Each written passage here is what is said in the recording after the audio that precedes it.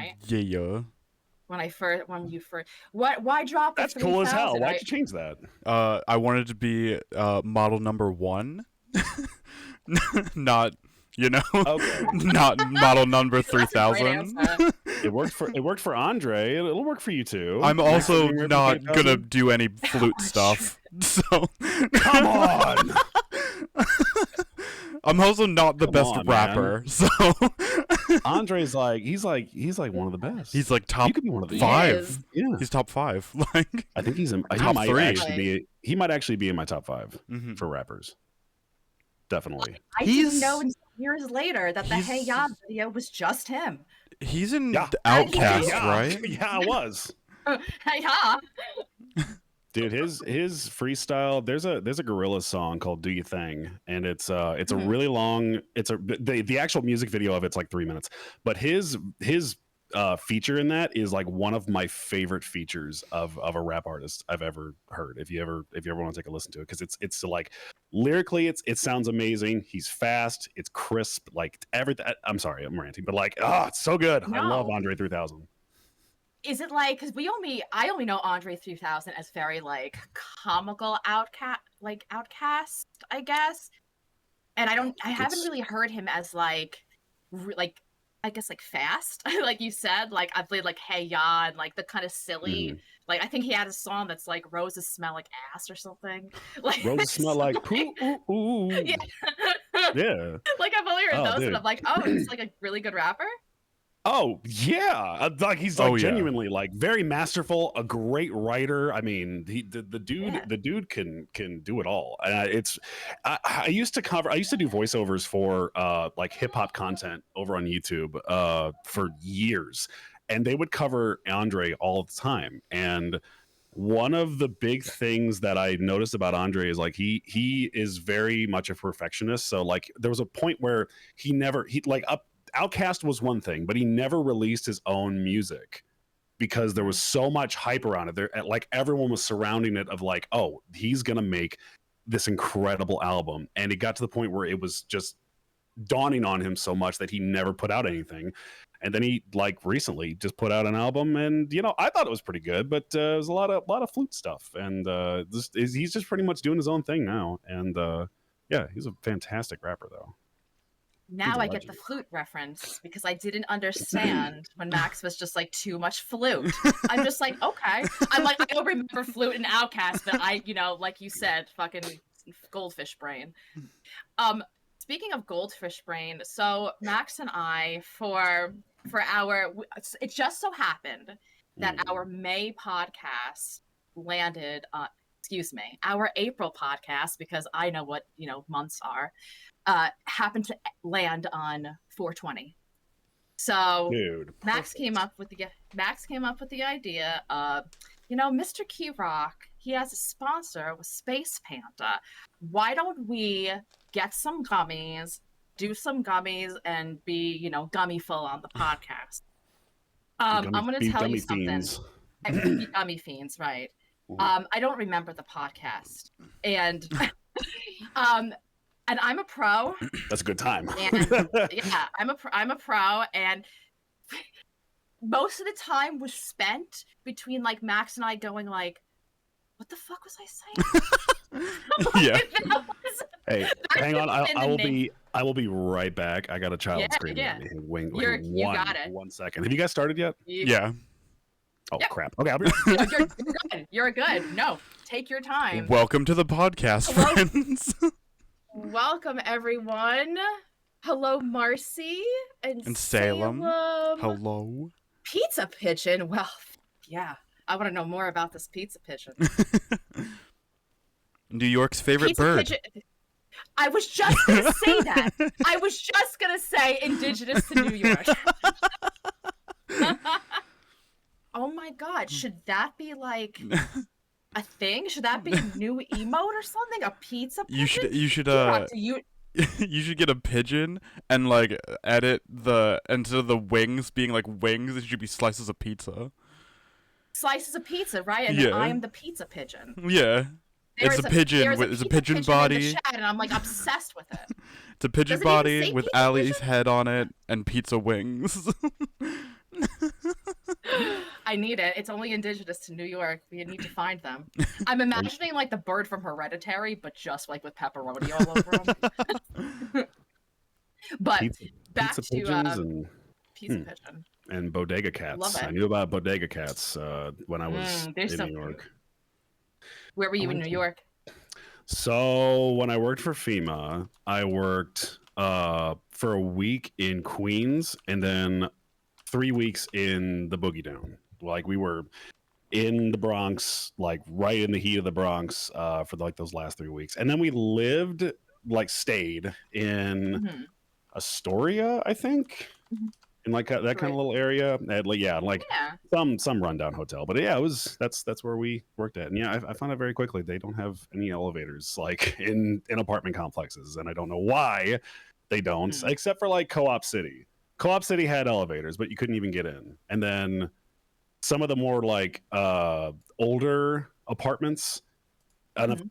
everyone was like on the 6th or 7th floor and they couldn't walk, so it's like we have this big old stair chair that like we're just like it's like Yeah. 100 pounds and we're just hauling up the steps, and like it was awful in the dead of summer, or not summer, but it was like April, I think, maybe May, so it was like still very hot, but it was, yeah, good time. It's grueling. It's awful. I live about 20 minutes away from the Bronx, and I live on the top floor. I'm 52 steps up, and Ooh. moving was the worst. I was lucky enough that I had a bunch of men to help me move stuff, so I could Always just kind nice. of be like a passenger princess and be like, "Good job," That's as we That's do. always the best, Um, though. that That's is. always the I'm just best. like, look how strong you are, Right. carrying all this stuff up the stairs so I don't have to. But grocery shopping, doing any sort of like laundry. So my laundry is in the basement. So add Oh, another layer. So laundry, and it's hot. It yeah, fucking sucks. How yeah, long did you live in New York for? about a month. About a month? They pretty much, like, I was freshly licensed as an EMT and got a job, and then it was right when COVID hit. Like during my orientation is when everything shut down for everything. So Oh we were god. already preparing for it. I had already, had people that had COVID that we've already hauled, and then like out of nowhere they kind of hauled. Like they called me. Shit, it was, I think it was like a couple weeks after my second son was born, and they called me and they were like, "Hey, you're gonna go up to New York for like 2 weeks and do like FEMA stuff." I'm like, "Oh, okay, cool. I'll go ahead and do that." And then when we got there, they're like, "Oh yeah, you're gonna be here for a month." I was like, Oh god. "Oh, okay, sure." And yeah, I mean, I saw everything there. Like it was the perfect opportunity for me to really like hone in on my EMT skills and stuff, because you saw everything from people saying that their toe hurts to full on like cardiac arrest and car crashes and COVID, and it was just a bunch of stuff. I saw everything there. But yeah, everyone in New York was really nice. You Even the sick said that a people little were really loud. nice. You said that loud. I'm not sure if that's sarcasm I'm hearing or No, no. They were actually very nice. The police chief, or the not the police chief, the fire chief that was running in the Bronx was like the nicest guy ever. Oh, what was his? Well, I forget his name, but he was an incredible guy. They were very nice to us. There were only a couple instances where we had people who were just like just mad, and I really can't put any blame on them for that, because it was in a time where everything was closed, people were struggling, people were getting sick, and it was a hard time for everybody. So oh, like I really didn't take it much to heart, but it yeah. definitely put a lot of stress on everybody else that was working at the time. So but I had a lot of fun, and I miss it, and I want to go back, and I miss the food and just Yeah. the sights and everything. And yeah, I miss going to just a cheapo bodega and getting a $5 chopped cheese, and like, oh, I just miss it, man. It was just a really interesting time. I I want was to gonna go. say, did you get to partake in the pizza? The only places that were Bacon, open egg, and were cheese? bacon. I did get bacon, egg, and cheeses. Okay. All one word. And Yes. I really did have a great time. And there were times when because we got like a $50 like meal ticket for the day. So I was like, okay, we're gonna get like a big old meal, and they had pizza. I had a ton of like New York pizza, cannolis. Like Ugh, I indulged for sure. you It fucking was very speaking my language, it fucking was cannolis. dude, it was so good. It was a $6 cannoli, and it was the best cannoli I've ever had in my life. It was so good. I need to Um, know how you eat a cannoli. what do you mean? Do you just all right? So let me how do you eat an Oreo? I There's two don't. ways to eat an Oreo. I inhale them, and I don't even chew them. Like I was like, don't Okay. even. Okay. So the other way to eat an Oreo is to take them apart and lick it. Kind of Oh, the I same gotcha. concept with the cannoli. So we can either suck the cream out of each end, right, first, or we can go right and bite into it. And this is the type of questions that standard questions I ask our guests. Yeah, I'm sure I get everything. If I had something cannoli shaped, I would. I can't. Now, I take in everything at the same time. So like I want to get the Okay. experience of everything. And I've made cannolis before, but they were never this good. I mean, these people are like truly making authentic cannolis. And so I think it was like a chocolate chip one. I think they were like semi-sweet chocolate chip or chocolate chips, and like got a whole bite of everything. And that's how I want to experience my cannoli is with everything. I don't suck the cream out. No. I don't either. I was just asking for a friend. Sure. Just, That's fine. That's fair. so it was that like during COVID, was that when you started streaming? When did you start? So when I got back home, I was still working, but I was like crazy stressed out from everything that had happened. For a long time, I kept telling myself, like, I want to buy a PC. I was like, I want to get a PC. I don't care what it is. I don't care if it's used. I want to play games on a PC like I used to, like back when I was a kid. I found some used PC that I still use today from some guy, and I bought it, cleaned it up, got everything running with it, and I think like a year after I started like streaming, it was like very casual, but I realized it was a really good like de-stressor, and it was like a perfect way because I was working like my shifts were weird. I was working like for a long time I was working like 10 to 10, and then I would come home and stream, or I was working like a 8 a.m. to 4, and then I would come home and stream or something. And it was like a fantastic way for me to like get through everything that I experienced that day. And it really did help out because like there was a point, and I don't want to get dark, but like I was in a really tough place like mentally. It's a reason why I got out of EMS, because I was really struggling mentally. Like I can do the job, but my mental capacity, like I could not comprehend some of the things that I was experiencing, especially afterwards. I was like, oh, that happened. So like on days when I would have like a really tough day of like, you know, like seeing a car crash or seeing someone who they just lost a family member or something like that, I could come back, you know, play a game and build a community that like actually enjoyed watching me. Instead of like seeing people on their worst day, I could have people experience their best day with me.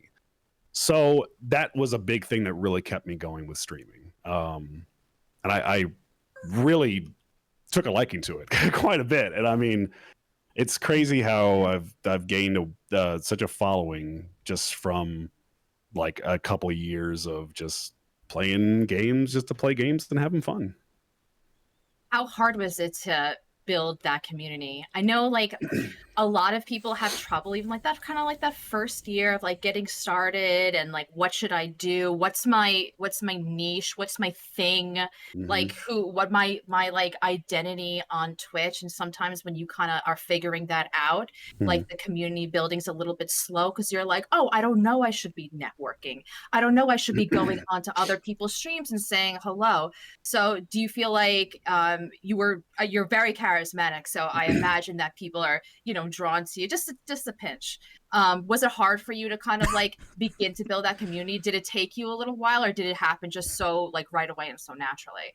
So before I did this, I and I still do it, but I voice act as well. So I knew about like communicating, collabing with people, supporting them as well, because it's like if I'm not picked for a role, I'm going to cheer for the people that did. So, and that's a really good way to generate a connection, even if it doesn't go anywhere, even if they don't refer you, even if they're, you know, they're taking off and you're still sitting there waiting for a role to come through for you. The best thing that you can do is to cheer on the people that are succeeding. What I have found when it comes to streaming is pretty much mirrored. Like, you are going to find your audience, but it is, and it's the same thing with voice acting. Like, if you enjoy your work and you are proud of it, you never have to worry about numbers. The people will come to you. You are never going to, like, you are going to find your audience. As long as you're consistent and you enjoy what you do and you're proud of it and you're happy with putting that product out there, your audience will come. It's just a matter of like really being consistent with that stuff. And I tell people all the time, don't worry about numbers, because nobody is just going to show up in droves. It's going to be gradual. Unless you're like extremely lucky and you're already established, you will find your audience in time, you know? So it's just a matter of just being consistent and being proud. Be proud of your work. What do you say to someone that you're really close with, let's say, who is a streamer as well, and all they can do is think about numbers because they compare themselves to literally everybody else? And I mean, let's say like you're very close to them, like what, and it's you've told them before, like, hey, like, shut your numbers off. Don't look at them. Do you think that having low numbers and being happy on stream can go hand in hand? That's where that consistency comes in. I feel like if you're getting like 6 views, which, and then that's like a high number for you, and it how do I word this? Again, it falls back to consistency. It falls back to community, like, you know, communicating with people, collabing with people, supporting people. Like, a big way that I found a lot of the people that I enjoy hanging out with is, what did we do? We did a thing called, we did like one of those you laugh, you lose, where it's like people on my Discord server who were with me, they would submit memes, and if I laughed at them, I would find a random streamer, give them 100 bits, shout them out, do whatever I can. That, you know, and the same, like the people that fall in the same vein of like what they're playing and stuff and what they're streaming. So, you know, it's a really good way to you know, figure that out. So I would say for someone who is struggling to get views, again, be consistent, find your niche, find the things that you enjoy playing. Like, I'm not a Dead by Daylight streamer, but, you know, I've got friends that do that. And if that's something that you want to do, that is your niche. Own it. Send it. Be your own person in that community. If all you want to do is stream Stardew Valley, you do it. That's something that you enjoy. Your audience will come to you. You have to give it time. But it also falls under like you've got to, you know, have your own kind of personality. You really have to hone in on what makes you, and then project that into your streams. It won't just come to you. I've got friends who I love very dearly who stream all the time, and it's not a lot of chatting. It's mostly just playing the game. And that's okay. But you gotta engage with that stuff. I could write a book about it. There's so many things, so much that once you get the consistency down and your personality, that's when you can go into the, like, you know, intricacies, and you can figure out like what are some things you could do. Can you find sponsors? Can you do giveaways? Who can you collaborate with? What kind of games are engaging? Find games that have Twitch integrations. There's so much. I mean, there's once you get those basics down, you can get a little bit deeper. It's just a matter of researching and figuring out what your audience likes to watch as well. I used to have a friend who was a moderator on my stream who is no longer a part of my community, is an Mhm. ex-CEO. And when we were friends, he used to ask me to double stream with him all the Mhm. time. Mhm. And I'll tell you, as much as I hate this person now, the game chemistry that we had was so good and it Mhm. was so fun. So Yeah. I would double stream with him, and no matter what, every single time he would say to me, "You have more people on your stream than I do." This is before Stream Together when you shared chats and everything. Mhm. Mhm. This was years ago. And he always would come and say, "You have more people on your oh, but that's okay. It's because it's because you're a girl." Or it's your birthday month. Who It was gives a always fuck? something. Who Like, gives a fuck, right? And it was to the point where I don't like to cause a scene, but I'm like, I'm not going to stream with this person anymore. Mhm. Very recently, I saw that this person was streaming on TikTok.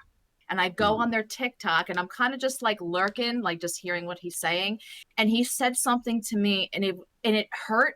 I don't know why it hurt not like my feelings, but just feelings in general, because I feel so almost like bad for this person because there's just so just wrong. And I know Yeah. I hate to say they're wrong, but it's just how I feel.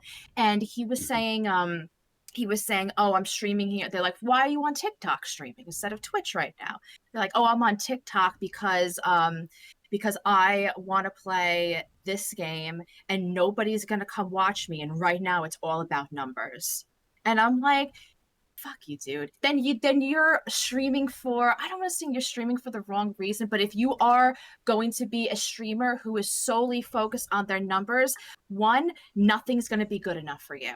You're going Yeah, to reach a exactly. point, you're going to get to the 50, 60 people maybe one day with hard work and consistency. Maybe one day you'll be partner, but is that enough? What if Twitch has a lull and now you're down to X amount of viewers? It's also situational.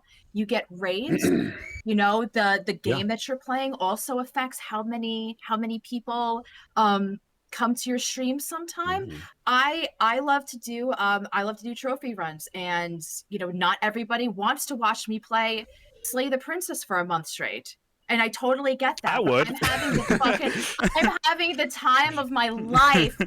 rizzing this princess. I don't give a shit if 2 people or 20 people are in there. I'm having the fucking time of my life. And I hope and I pray that people who are very obsessed with numbers, I hope that they can get to a point where they're satisfied with just being on stream and Yeah. enjoying themselves. Because man, if I looked at numbers all the time, I might not enjoy myself. You'd But be it's not what it's miserable. about.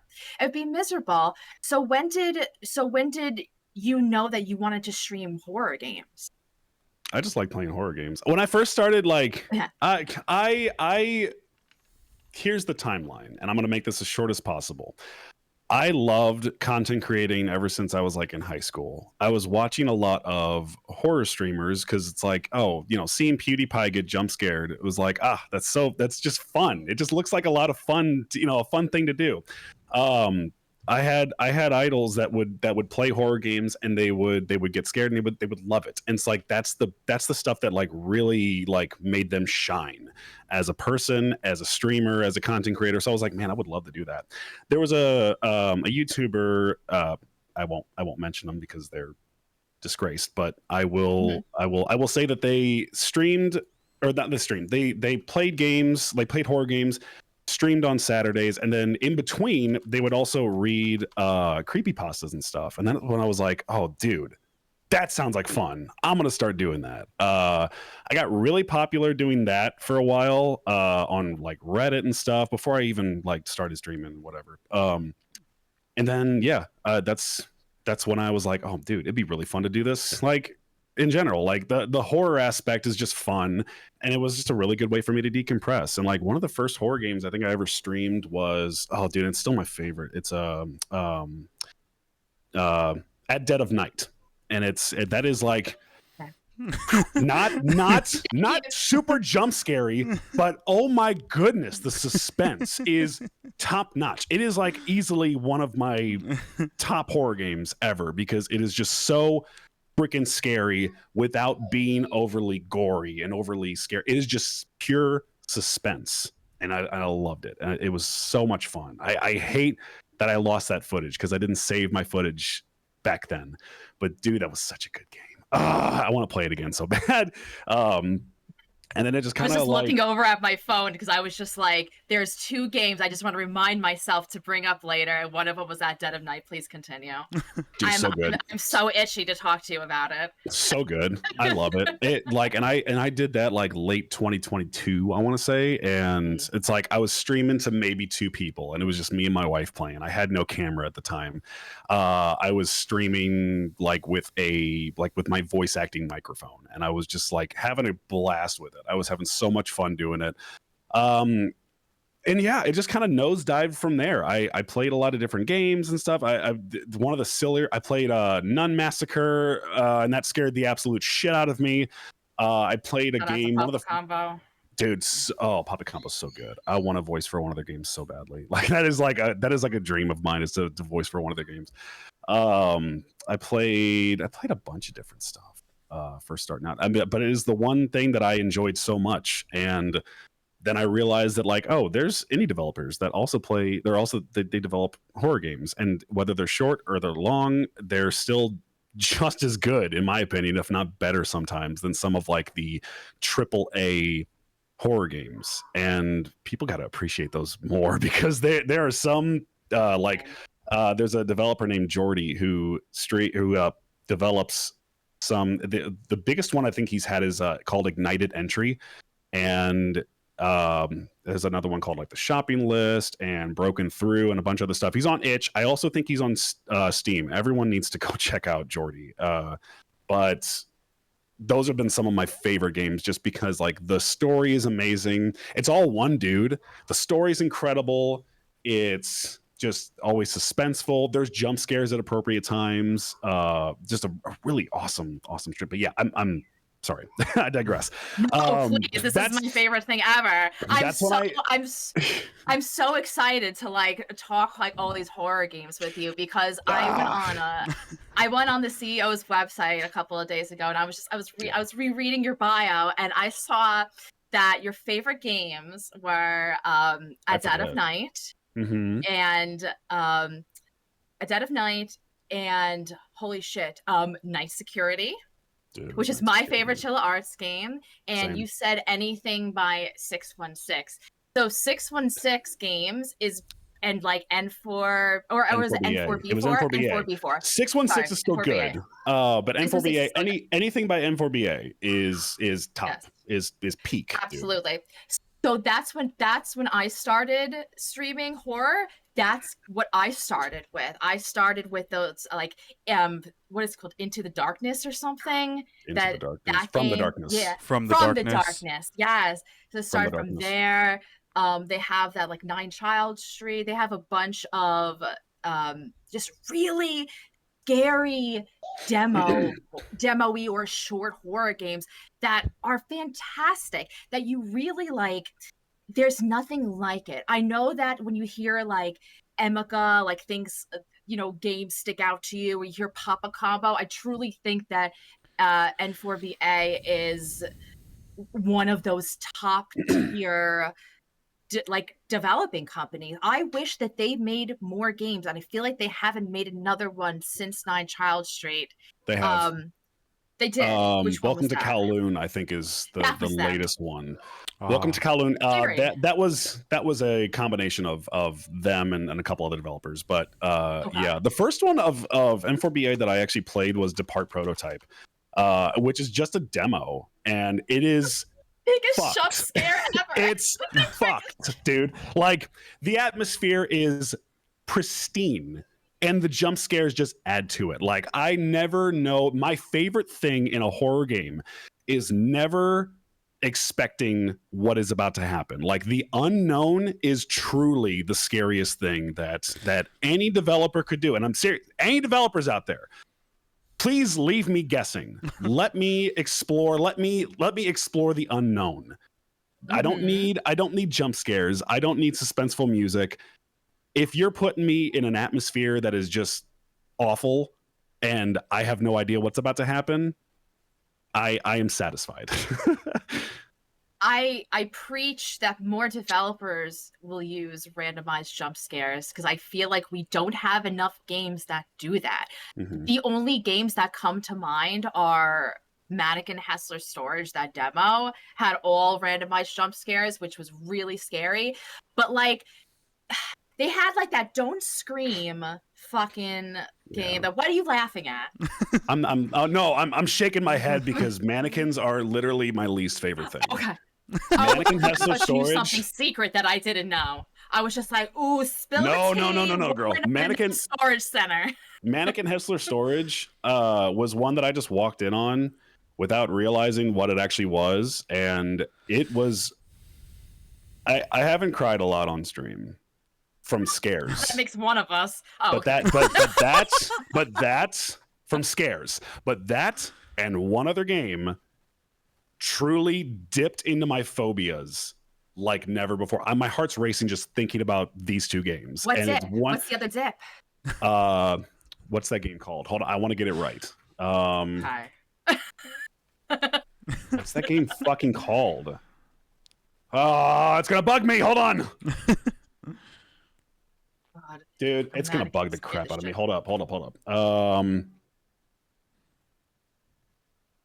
Dude, I just thought of this game too, and I could tell you everything about it, except what the title is. I want it to be a surprise. Hang on. What was the ending? She lived. Fuck. What's the ending? It dies. There you go. I'm gonna be as cryptic as possible. Do you know how little that narrows it down? Maybe you guys could help me with it. It's an arachnophobia game. It's basically about I think it's called like Hunter or something like that. Where it's a fucking big Huntsman. My boy. Big. I was just thinking about that game. I hate that game.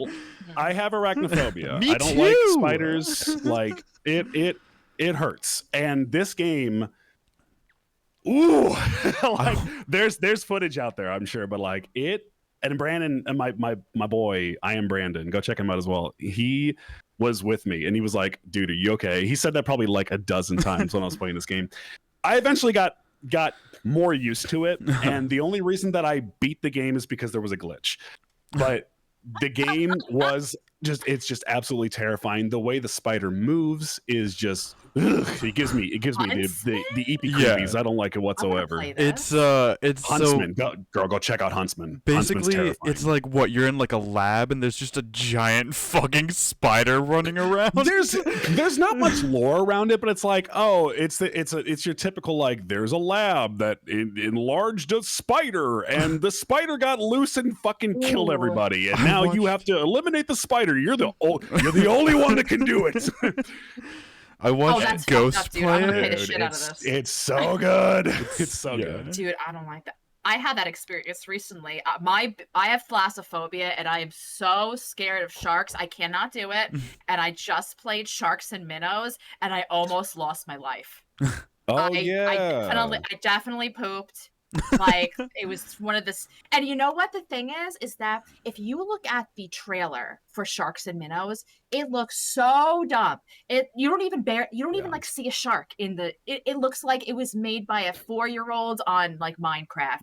The game is so well done. The chapters are so good, and like I'm bad at games. It wasn't that hard, but holy crap! If you are scared of water or sharks, I was just like crying. I'm like, when is this going to be over? Because the game was gifted to me because my community is evil, and you know my rule is that if a game is gifted to me, I'll at least spend 1 to 2 streams on it. So I'm like, yeah, I gotta play it. So, but it was the scariest thing I've ever played in my life. So if anyone's scared of sharks or water, it is a guaranteed 3 hours of pure hell. Pure hell. That's me with mannequin games, for sure. The thing that I hate is mannequins that only move when you don't look at them. Fuck that shit. Oh, Yeah. that fucking Fuck scene in that. Little Nightmares 2 with all the mannequins. Fuck that Dude. scene. That scene Ugh. sucks. I hate it and so it's like, much. and like you can hear them like Yeah. you know, creeping up on you. It's like absolutely never. I almost go out of my way to not play those. Dude. Or the It Rose is- DLC in RE8. That one sucks too. That is the that one that I one's was like- I was like, garbage. I was like, oh, no. Yeah. Dude, I cannot DLC was stand so those scary. games. When you turn Those around the games are- corner and you see another one of the mom, I was like, no, I'm not doing this right now. This is not good. I turned the Nope. game off for like 2 hours. some of those games do it right. I mean, mannequins in general are just terrifying. But like, I think the first experience that I ever had with like things that move when you don't look at them trope is it's not even a trope, but like I played Condemned to Bloodshot when I was younger. That is like one of my favorite games of all time. The Condemned is an amazing series, and that one is definitely the scarier of the two. But there's a scene where you're walking through this like really broken down building, and you like kind of walk across, and there's this statue of like this creature human. It's almost like you know, like a creature trying to imitate a human, and it's just like staring at you. You walk up to it, nothing happens. I think there's like some whispering or something, and then you turn around and there's several of them right behind you. The same exact statue right behind you. Genuinely made me want to turn off the game. Like I was donezo, dude. Oh, Yeah, that I shit sucks. couldn't take it. Makes you feel though. Don't you want those feels? Don't you No. just No. No, you do. You have to. You No. have to want those It's feels. the good anxiety. You I hate that I You're love doing- horror games like that. It's just but you're doing the Lord's work. Like you have a TikTok you. where you go and you and No you kidding. recommend all of these indie horror games that you probably have never heard of before. I love watching those because I always say, I'm like, man, when I first started out streaming, there was a plethora of indie horror games, demos. Like, it's all I played. Every week was something different. Every stream was something different. Now I struggle. But I go to your page and I can see your recommendations. You give them, stars. I love it. So you're thank going on you. your do you just Thank go you. to itch and like you just look for different horror games? Like how do you pick which ones to play? If they look interesting, I play them. Yeah. I don't know. It goes deeper than that. Literally, it goes deeper than that. There's a buddy of mine that I've talked with a few times. It's called Big Gaming 64. He is on YouTube. He's on Twitch. He's on TikTok, and he is in the same realm as me. But he recommends a lot of different horror games that I've never heard of. Like I usually get a lot of my information from him. I look on itch. I see what other people are playing. I also have a server where people recommend some games to me, whether they're big or small. I check them out. But yeah, I mean, like really, it just kind of boils down to like when I do my indie horror nights, I look at two factors: like, is it terrifying, and is it stupid? And if it's either one of those or both, then I play it. And most of the time, they're fantastic. And it's like I am never gonna knock a developer who's just one developer making a horror game. If it scares me, awesome. If it doesn't scare me, I'm not gonna knock them for it because it's like good for them. I can't do that shit. I do that. Like, yeah. Fuck there's yeah. that one. I think Tubin told me about it. There's a video game. There's like a little indie horror game. God, I gotta find out. Hold on, I gotta look it up. But it is basically made by this like 12-year-old.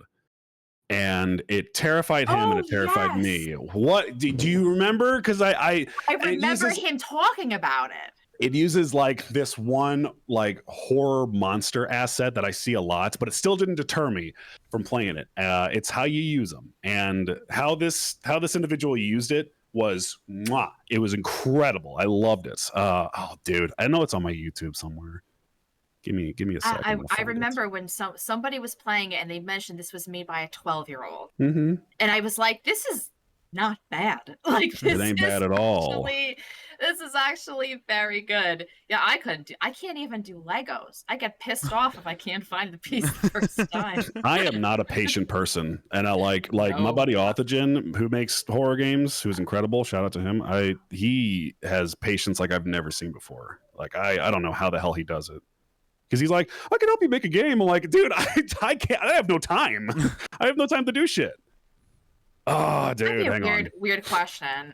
Mhm. But because you play so many different games by so many different developers, do you ever look into the developers before you go and play their game? Because there are some schmucks, and I know that you're a huge advocate for, Yep. you know, tolerance and not being a schmuck. Like 100%, like you are an ally for all. I was just curious if Thank like you. what if, I know there's some developers out there that I didn't know were assholes, and then I find out, I'm like, oh shit, I won't play this game. Mhm.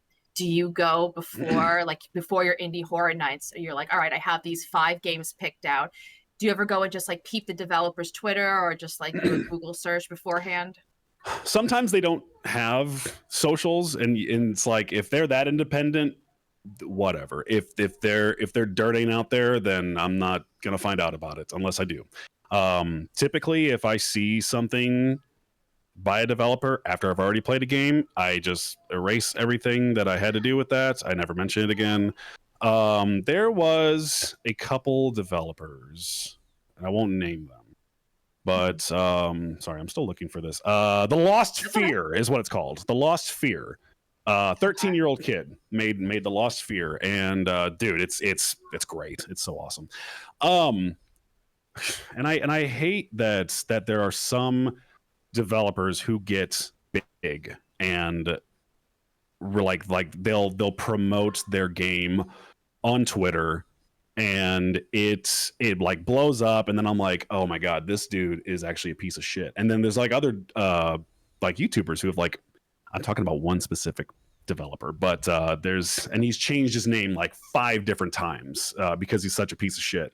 And I've Yeah. personally called him out before to where it blew up. He had to release a statement, blocked me immediately, changed his name, changed the name of the game, and then still released it. And I'm just like, God, I hate this. Like I can't win with that kind of stuff. And it just boils my blood knowing that there's people like that. So in short, whenever I do kind of peep somebody's like history and stuff before I check them out, because like I am very much like pro LGBTQ, very very big advocate for trans rights, and anybody that's posting stupid shit like that does not deserve my attention and doesn't deserve anybody else's attention.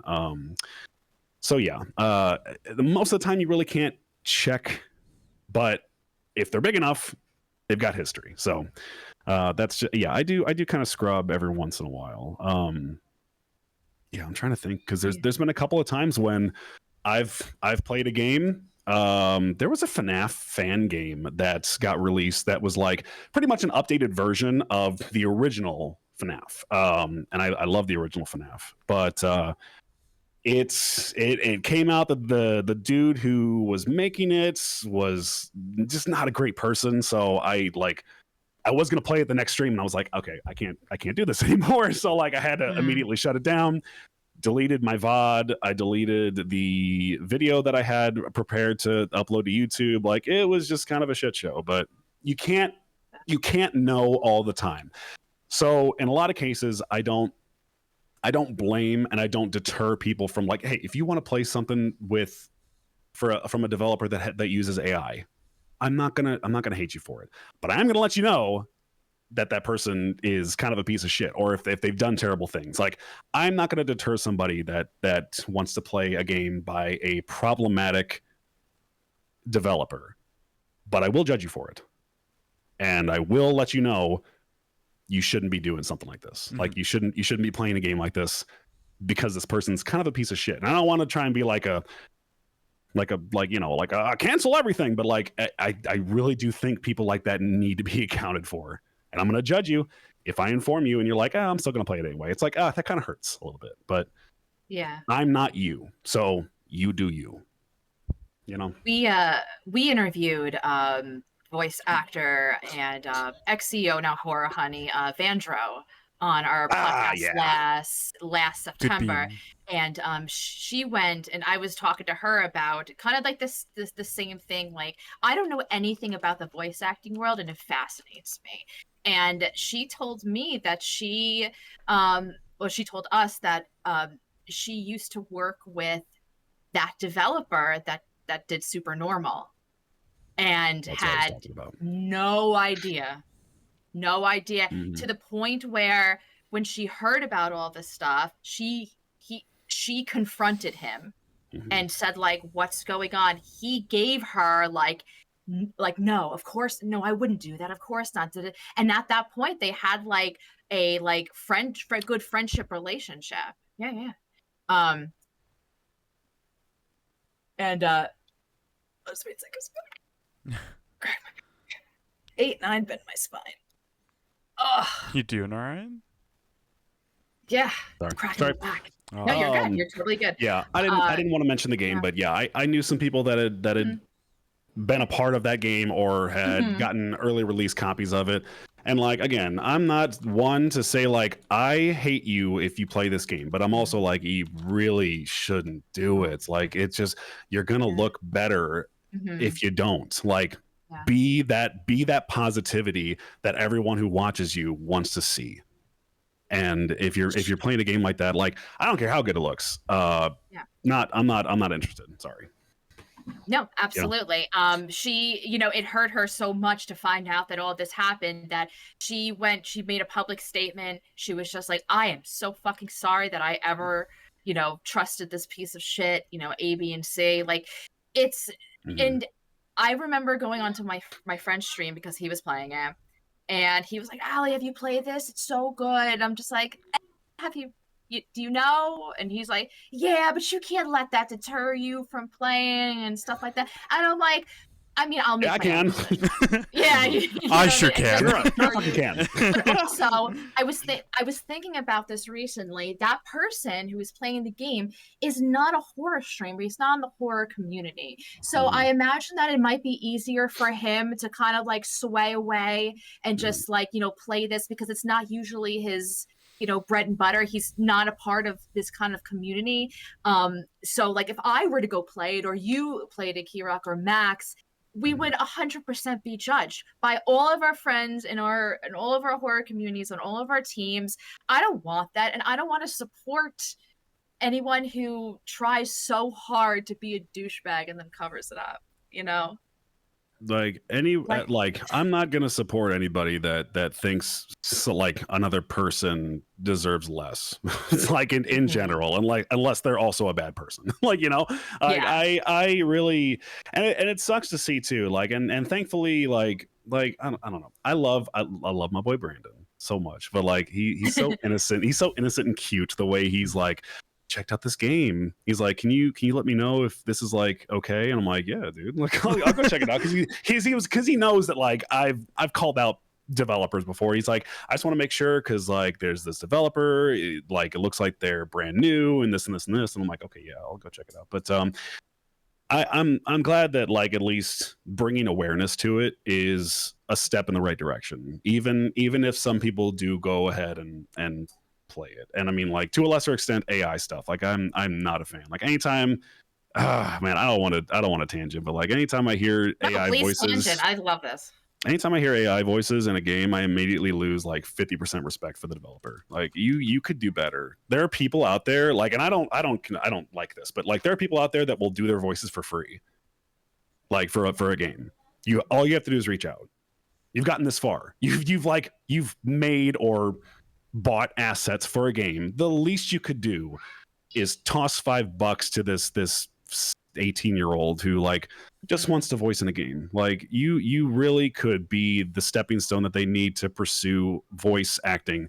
And by using AI voices, you're just cheapening the art form that a lot of us train and take classes for to be in this profession. Like it bugs me that like developers and like animators and the like will not pay for voice actors. I think that's crazy to me. Like, so yeah, I lose a lot of respect for people who use AI art and voices and stuff.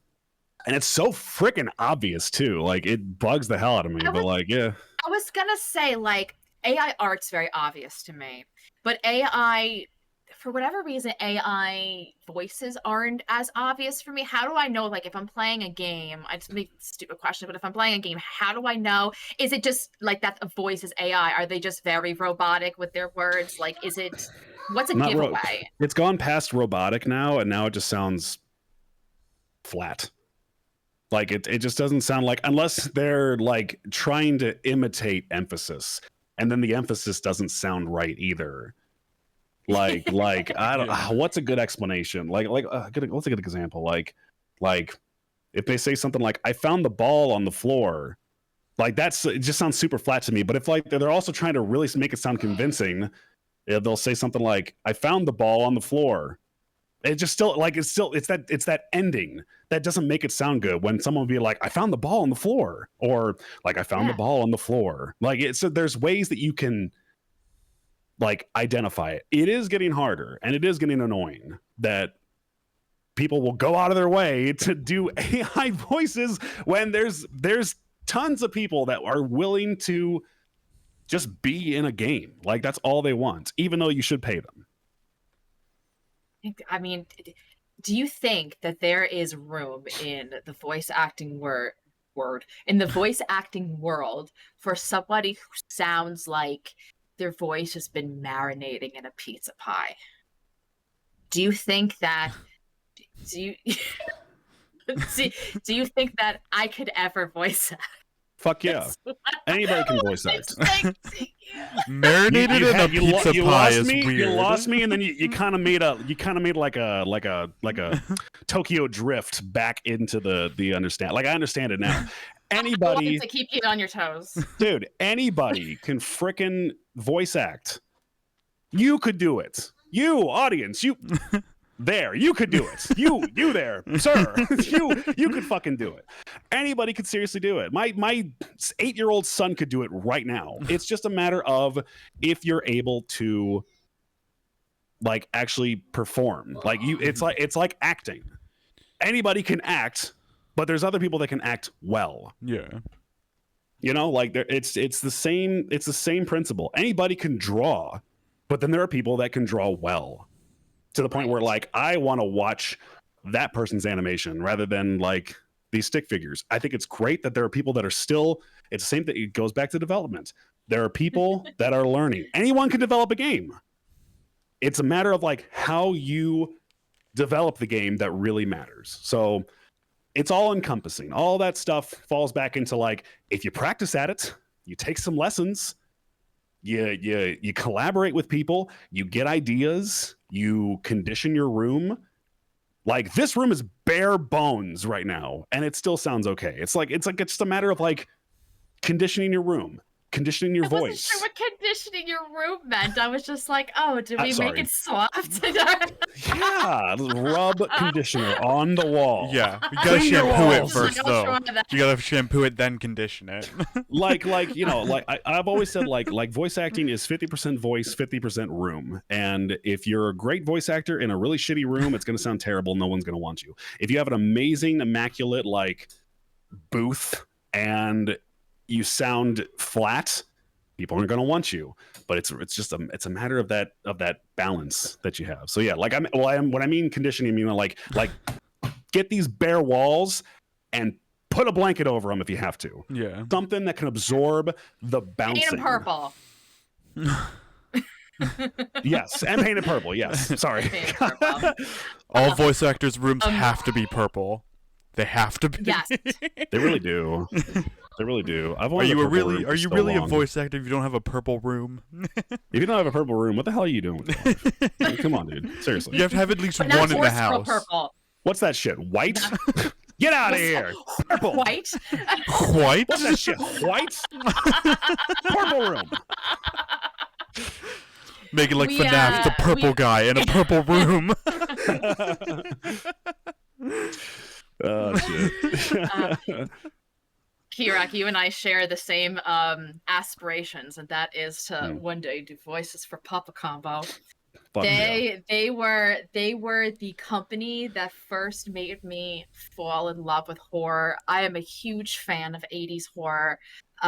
Just So fun. and I usually like pixel art and stuff like wouldn't be my thing. There's just something so special about Papa Combo. And like there's so many characters that are just kind of like, hey, bada bing, bada boom.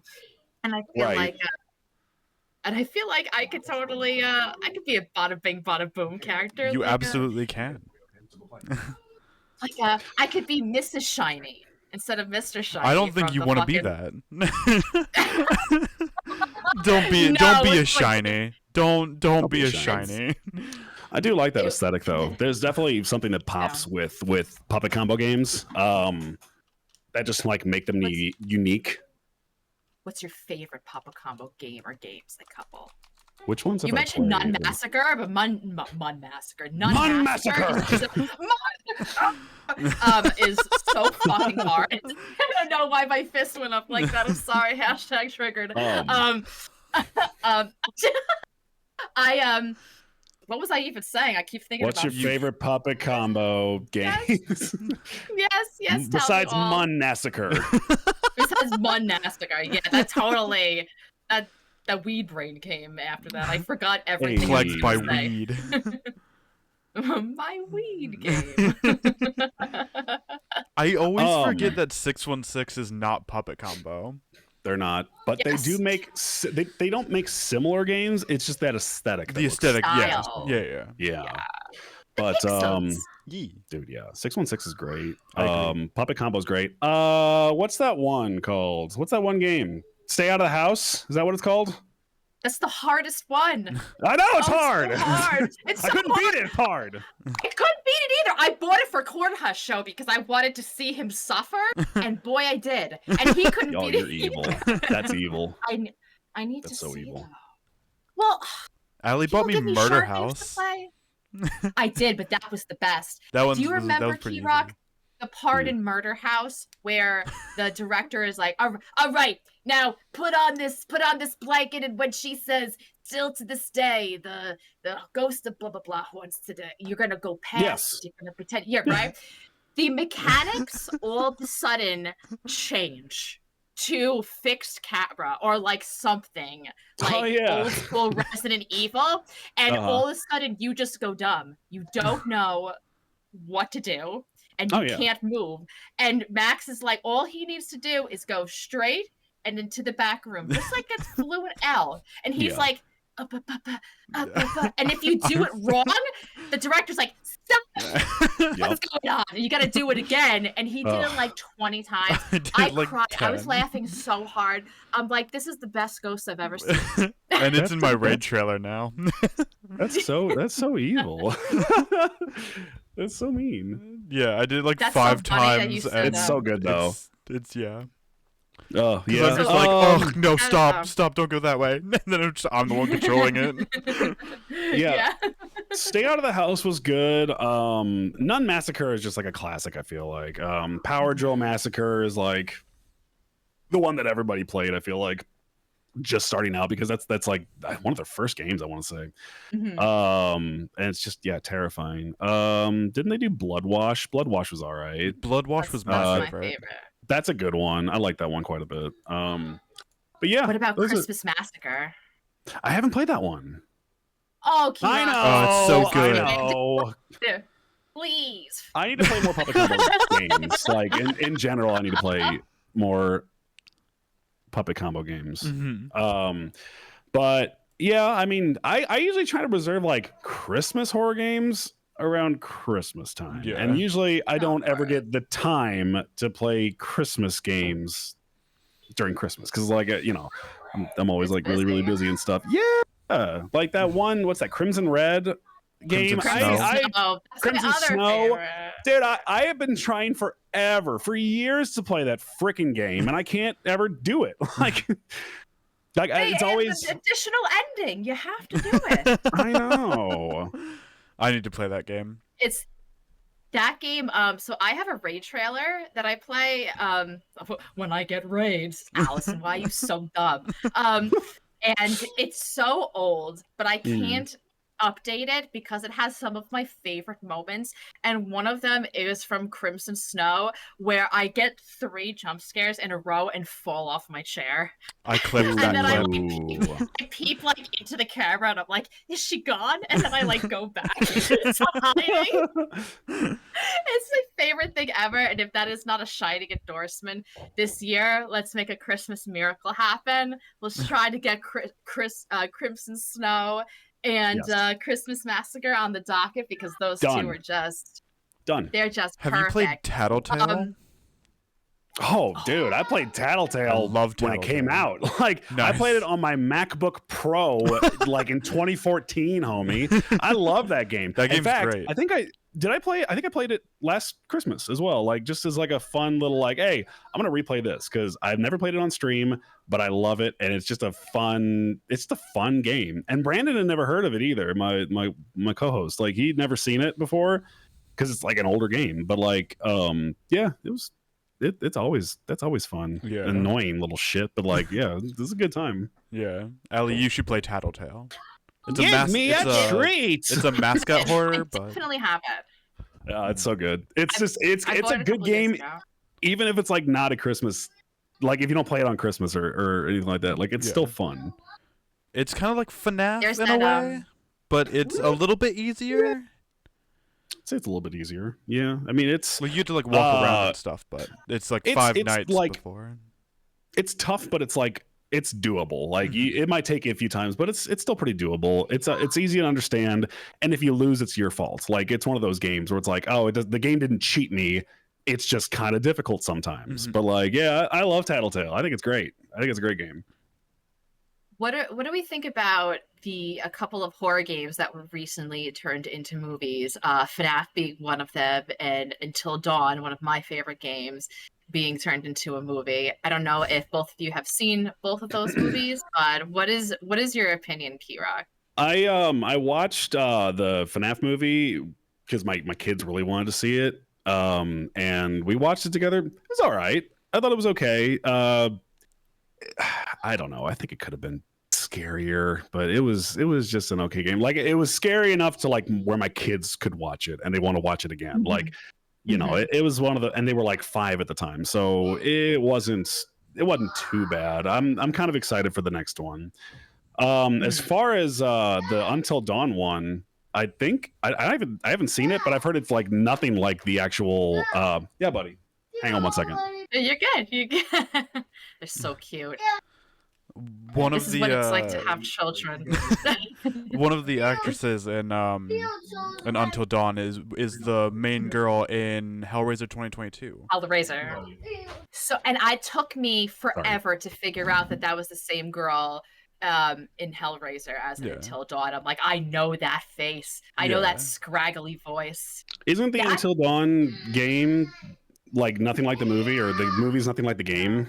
You know, that sucks. Yeah, the movie, and you know when like you love a game so much and you feel so passionate about it, and then someone just takes the game and they just take a big shit on top of it. Yep. Like that's how I felt. The movie is good background. You have people over, they're not paying attention, they're eating chips. That's Until Dawn movie. The Specifically eating chips. Okay, so the reason why I laughed is because there's a story that Allie told once where she was like, so she was like she. I forget exactly how it started, but Allie was just like, I was at a house party once, an actual adult house party once with like drugs and alcohol and stuff, and that's how she like started the story.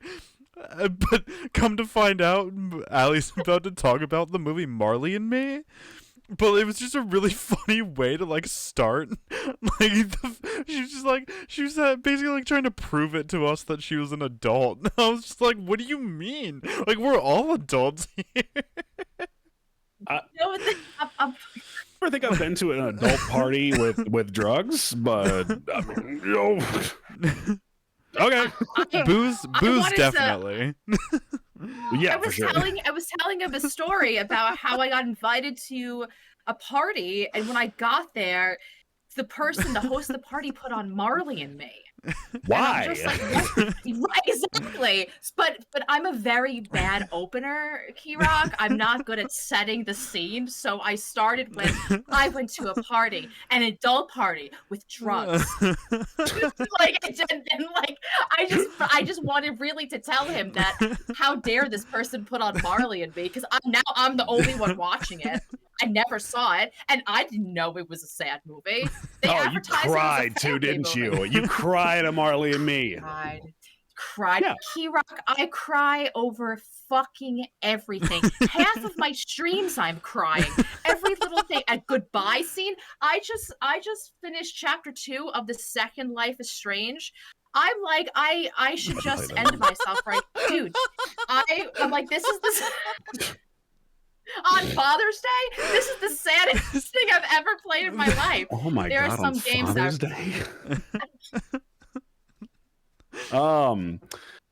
I've cried a few times on stream before. made you cry. What made me cry? Give me 1 second. I'll be right back. Yeah. Let me do something. Yeah. Be right back. Hang on. Yeah. What's made you cry, Max? I Has anything don't. made you I've get, like, never cried on stream. I thought you were gonna say I've never cried in my life. Yeah. I wish I could say the same. I don't know. It's also nice to like get it out with you. Hold on. Pause.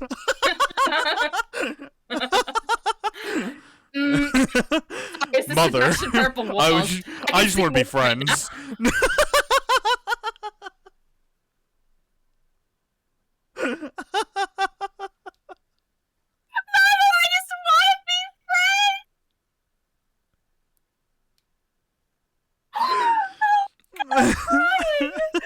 You're crying now. Did I miss something? Yeah. I was saying to Max that like I play a lot of narrative games on stream. Same. And I'm very emotional New York broad. So like it really fucking gets to me.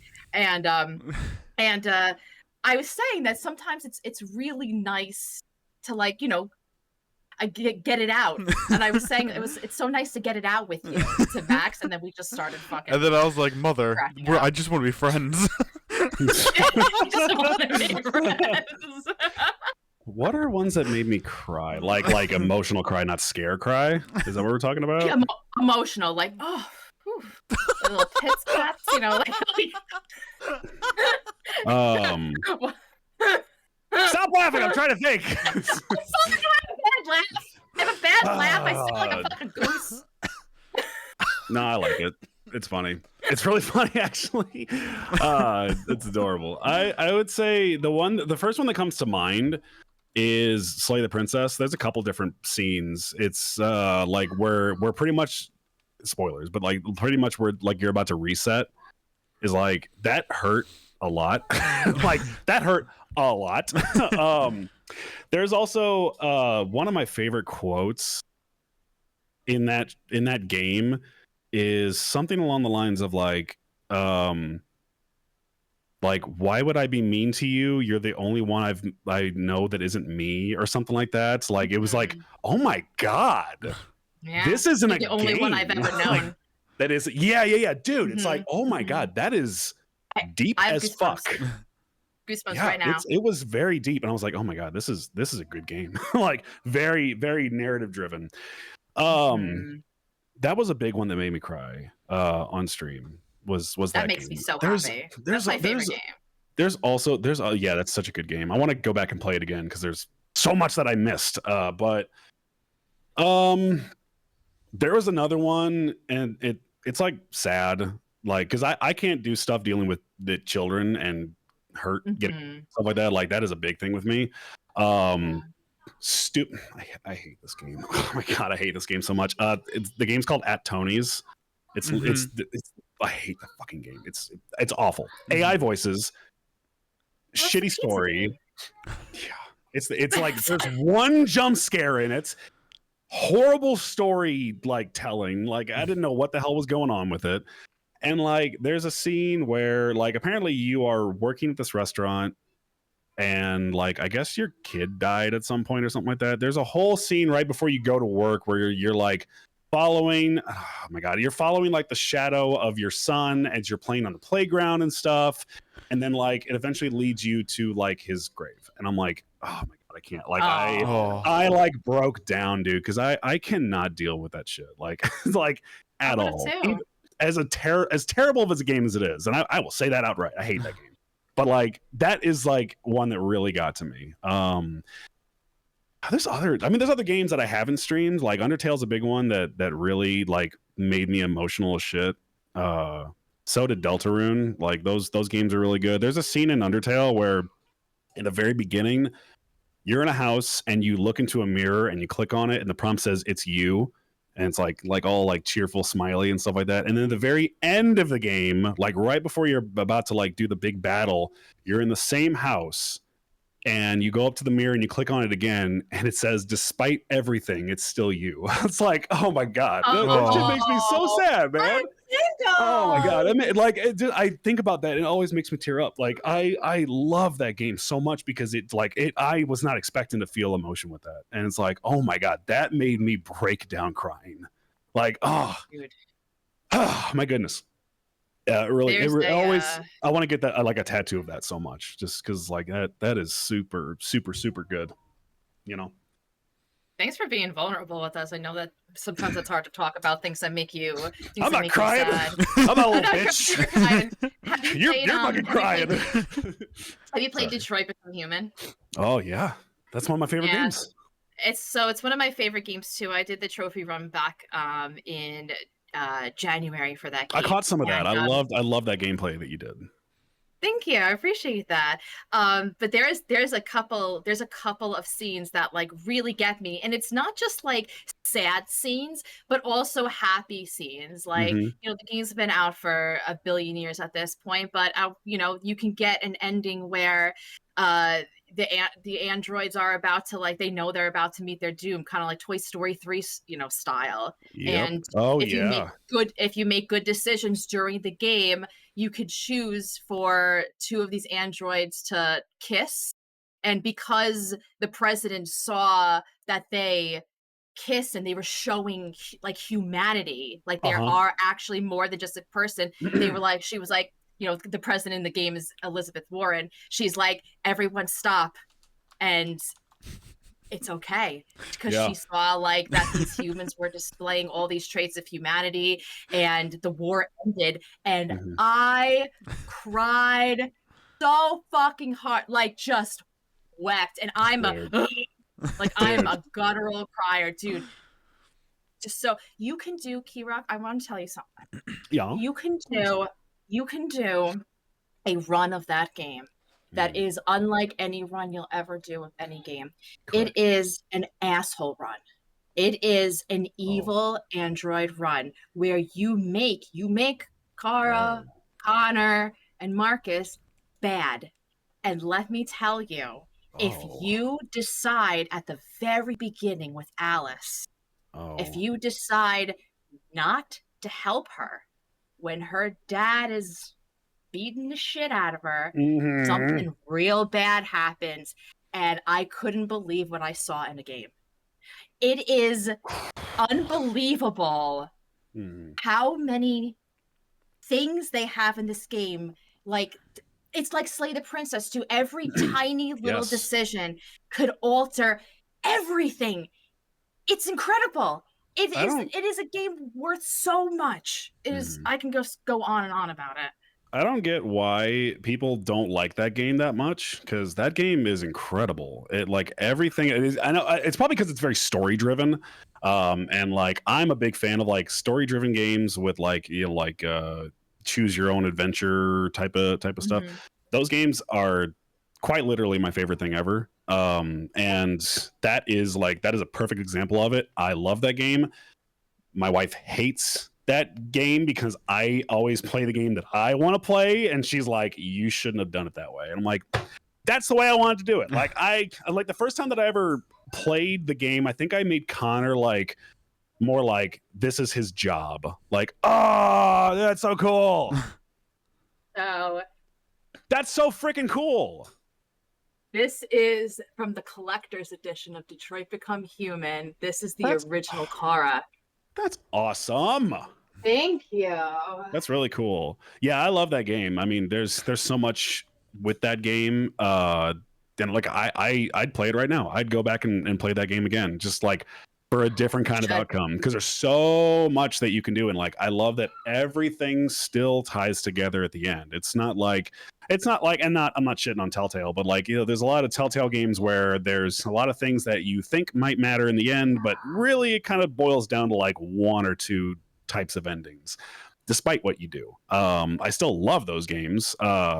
Shit, that was another one I think made me cry. Was the very end of the Walking Dead series with Clementine, and oh yeah, and the first chapter too. God, that shit really upset me.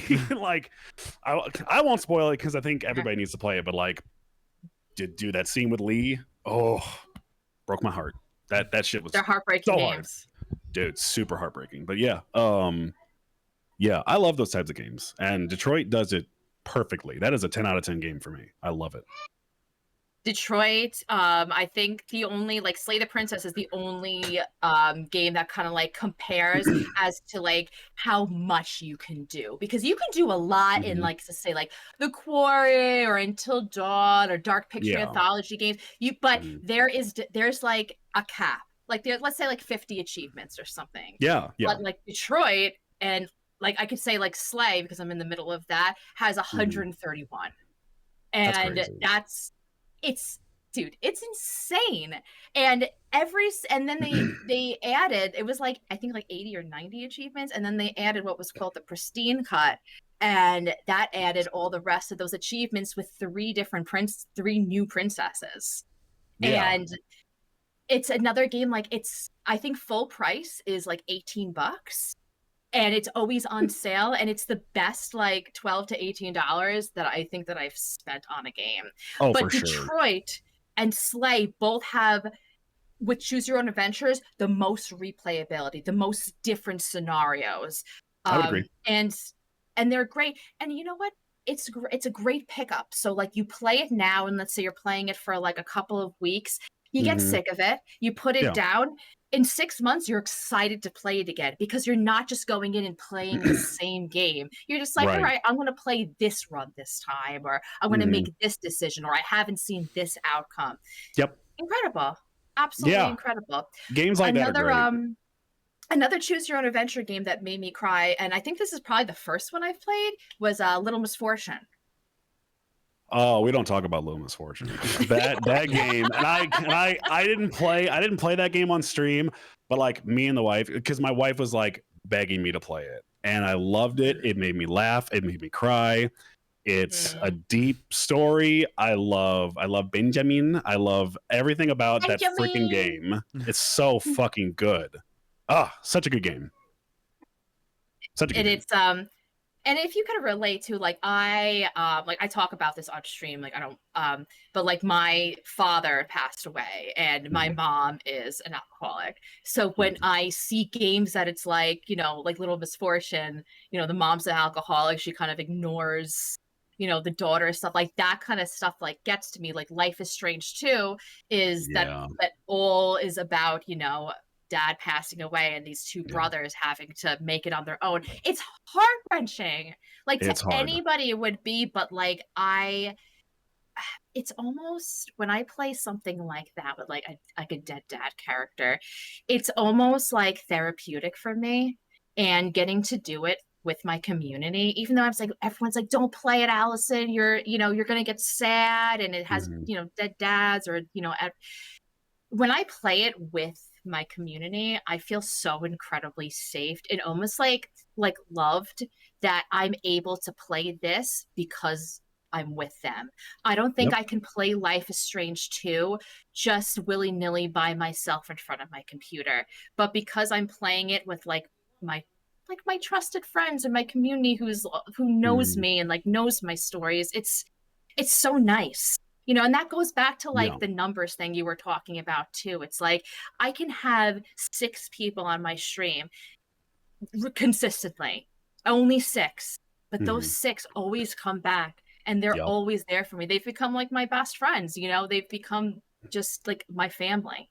And I've got that's like really hope I that's what I hope everybody could achieve one day during their streaming experience. I've got like a good dozen people that still do that every single time. Doesn't matter what time it is. Doesn't matter what I'm playing. And like I've noticed that too. It's like I'll play like co-op games and I'll get like like a little less than 10 viewers or something like that. But like I'll play game. It kind of goes back to like Mhm. what kind of games are popular and whatever. But like it's really something to have a community that really not only understands you but enjoys watching you play a game. And I think that's where I really like streaming is because like it's like it kind of goes back to it's like if I had a shitty day, the best thing that I can do is make somebody else's day better by playing a game or something or streaming or even just chatting or ranking food or whatever. Like it doesn't matter what I do, like they'll still enjoy and have a good time with it. And that's a big reason why I wanted to, start streaming. So Yeah. And how long have you been streaming now? too long. Like 3 years, I want to say. I want to say We like all like started around the same time. I want to say around like 3 years or so. Like I started like late 2022, I think. So yeah, about 3 years or so, give or take. I've had the account forever, but like started officially streaming like late 2022. I want to say is when I like officially picked it up. So what is Key Rock? Where does that come from? It's a stupid name. No, It's so stupid. no, If you no, it's not. understood. So I was a big fan of Saturday Night Live. This is really stupid. I as a big I fan love of it. Saturday Night Live when I was younger, my parents had a lot of those like best of certain characters, and Phil Hartman is like a big inspiration of mine. Like he was an incredible actor, incredible voice actor, a lot of stuff. Very funny individual, and he had a segment on Saturday Night Live called Unfrozen Caveman Lawyer. Stupidest fucking idea ever, but it's so funny. Yeah. It's like there's a caveman who gets frozen in ice. He thaws and then he goes to like lawyer school. Like that's like it's literally what they describe it as.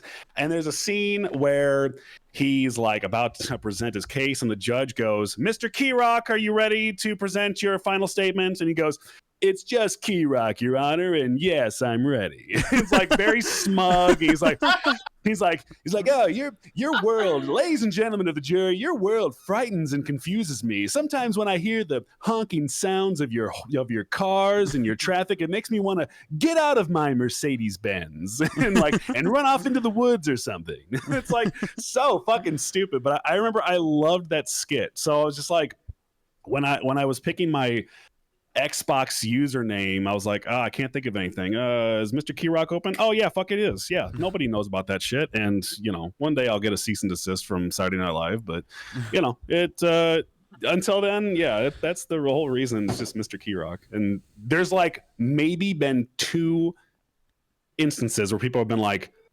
"Unfrozen Caveman Lawyer," and I'm like, yes, that's exactly what it is. And they're like, "That's so funny. I love that skit." I'm like, yes, me too. It's so silly. That's the best when somebody knows what your name is from. Like I'll tell you, Yes. I thought that more people would, get the, Ali G show, the Ali G show.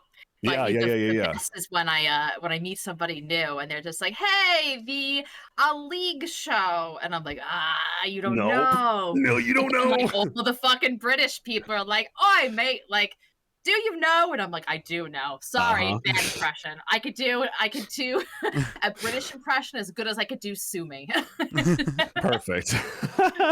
Fucking oh my god. Um, Yeah, it's those niche things. It's the same with like this sign. A lot of people like I've had this hanging up forever, and it says "Come I on in love here." this. It is literally. I don't know if anybody knows about Homestar Runner. It's a Homestar Oh, Runner reference. That's oh, it. gotcha. It's like it's something like there's a character who's like ranking his least favorite things, and this was like an honorable mention. It's like, oh, like this horrible painting that's been in my brother's like closet since we were little, and like it's just there's no text, but it's like it's literally this painting, and he like opens up the closet, and this dude like starts talking and goes, come on in here. And he's like, so like this has been like my favorite fucking thing. I love this so much, and I've had it hung up forever. And there's maybe been like 1 or 2 people that have been like, that's a Homestar Runner reference. I'm like, yes, that's right, it is. Did you paint that? No, someone printed it for me, and they it's like it's on canvas, and they sent it to me like through the mail, because I remember talking about it with them, and they were like, I'll be right back. And they I guess they had it printed, and yeah, they sent it over to me. So it's obviously really cool. Do you ever think to yourself, because we had actually a lot of our friends in our community recently rebrand and change their names. I know like Living Dead Girl is now Live Zombie. There's really? been she changed it. She'd be Rob Zombie fan, so she changed it. There's been a couple others. I know like mostly Carl was talking about maybe a change soon. Have you ever thought about, because you were like, silly, it's stupid, right? First of all, Mr. Kirok's not stupid, but have you ever thought about changing it, or another name that you like just as much that you would change to? If you could. No, I don't really think I've never really thought about it too much. Because I've been Mr. Kirok forever, and like I've never really thought about a name change. I mean, my community is the keychain, and it's just sort of been embedded into like what I do on stream, and like when I play games and stuff. It's literally all of my handles ever since I was like in high school. Like it's just always what it's been. So really I haven't thought about it much. I've changed my name fucking thousands of times on Steam because it was just funny to like there was like Juicy Kisses one time, and I remember like beating people in like CS:GO, and it was like Juicy Kisses killed you, and they'd like be really upset at the name. It's like I love it. But yeah, I've had a bunch of different name changes on Steam, but I've always been Mr. Kirok, and that's probably what it's gonna stay. Honestly, I don't think it's gonna be anything else. I don't know what I would change it to. I really don't know. Before I was the Ali G Show, that was my handle. My handle, like Juicy Kisses. Yeah. My handle was Beefsigh, BEEF space SIGH. That was created by the game Dictionarium, where they gave me the word beefsigh, and I made the sentence that it is a pussy fart, because that's what a beef sigh is to me. So after that, I couldn't stop laughing. I made all my tags beef sigh. Like, I thought it was the funniest fucking thing ever. And if I wasn't the Ali G Show today, you might be calling me beef. I don't want to imagine a world where I have to call you beef. That is not a world I want to live in, honestly. Hey, Ali, we're friends, right? Can I say something to you in confidence? I will never ever call you that. Ever. Even if that will never be something I call you. If I ever have to be like, yes, this is my best friend, Beef, I'm gonna leave. Oh yeah, this is Beef side. I always thought about, like, because I know a buddy of mine, he recently wanted to change his name, and I was like, okay, yeah, you could put it in that Wu-Tang name generator. Because that's what Donald Glover did. How he became Childish Gambino. It's like, that's a great fucking name. Yeah, if you ever go on, like, you just search up like Wu-Tang Clan name generator. Yeah. Like, hold on, I want to do mine really quick. Yeah. Thunderous Menace. Thunderous Menace. Thunderous Menace is my Wu-Tang name. I like that. It's kind of superhero-y, right? Yeah, it's like you could. Hey, you like I put in my first.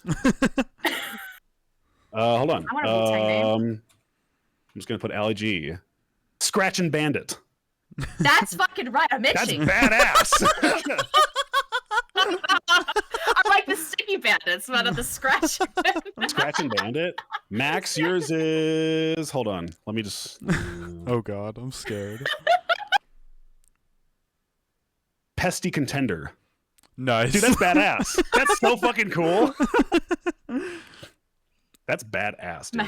Max's girlfriend's in the chat. Pesky She's contender. just gonna call him Pesky for now. Oh God. Like, just pest for shorts. That's what I am to my amazing. partner. Just a pest. Pest. Yeah. Dude, that works, man. That works. No, I love. Key, have I ever that. told you Cool. about my rap name? Back in the day. So, Pesky contender. Yeah. it was cause it's cause I saw a meme once. The meme was making fun of how there was gonna be a full moon on Easter, and someone just goes Werewolf Jesus, and I'm like, that's my fucking rap name. Werewolf Jesus?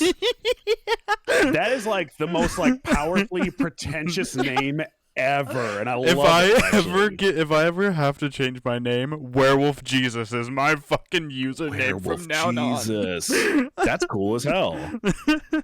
That's That's metal cool as as fuck. hell. That's metal as hell, dude. I saw a shirt one time that was like, I wanted to buy it so bad. It had a picture. It was an Easter shirt. It had a picture of Jesus on it, and it said spoiler alert, he dies, and then it goes ... for a little bit.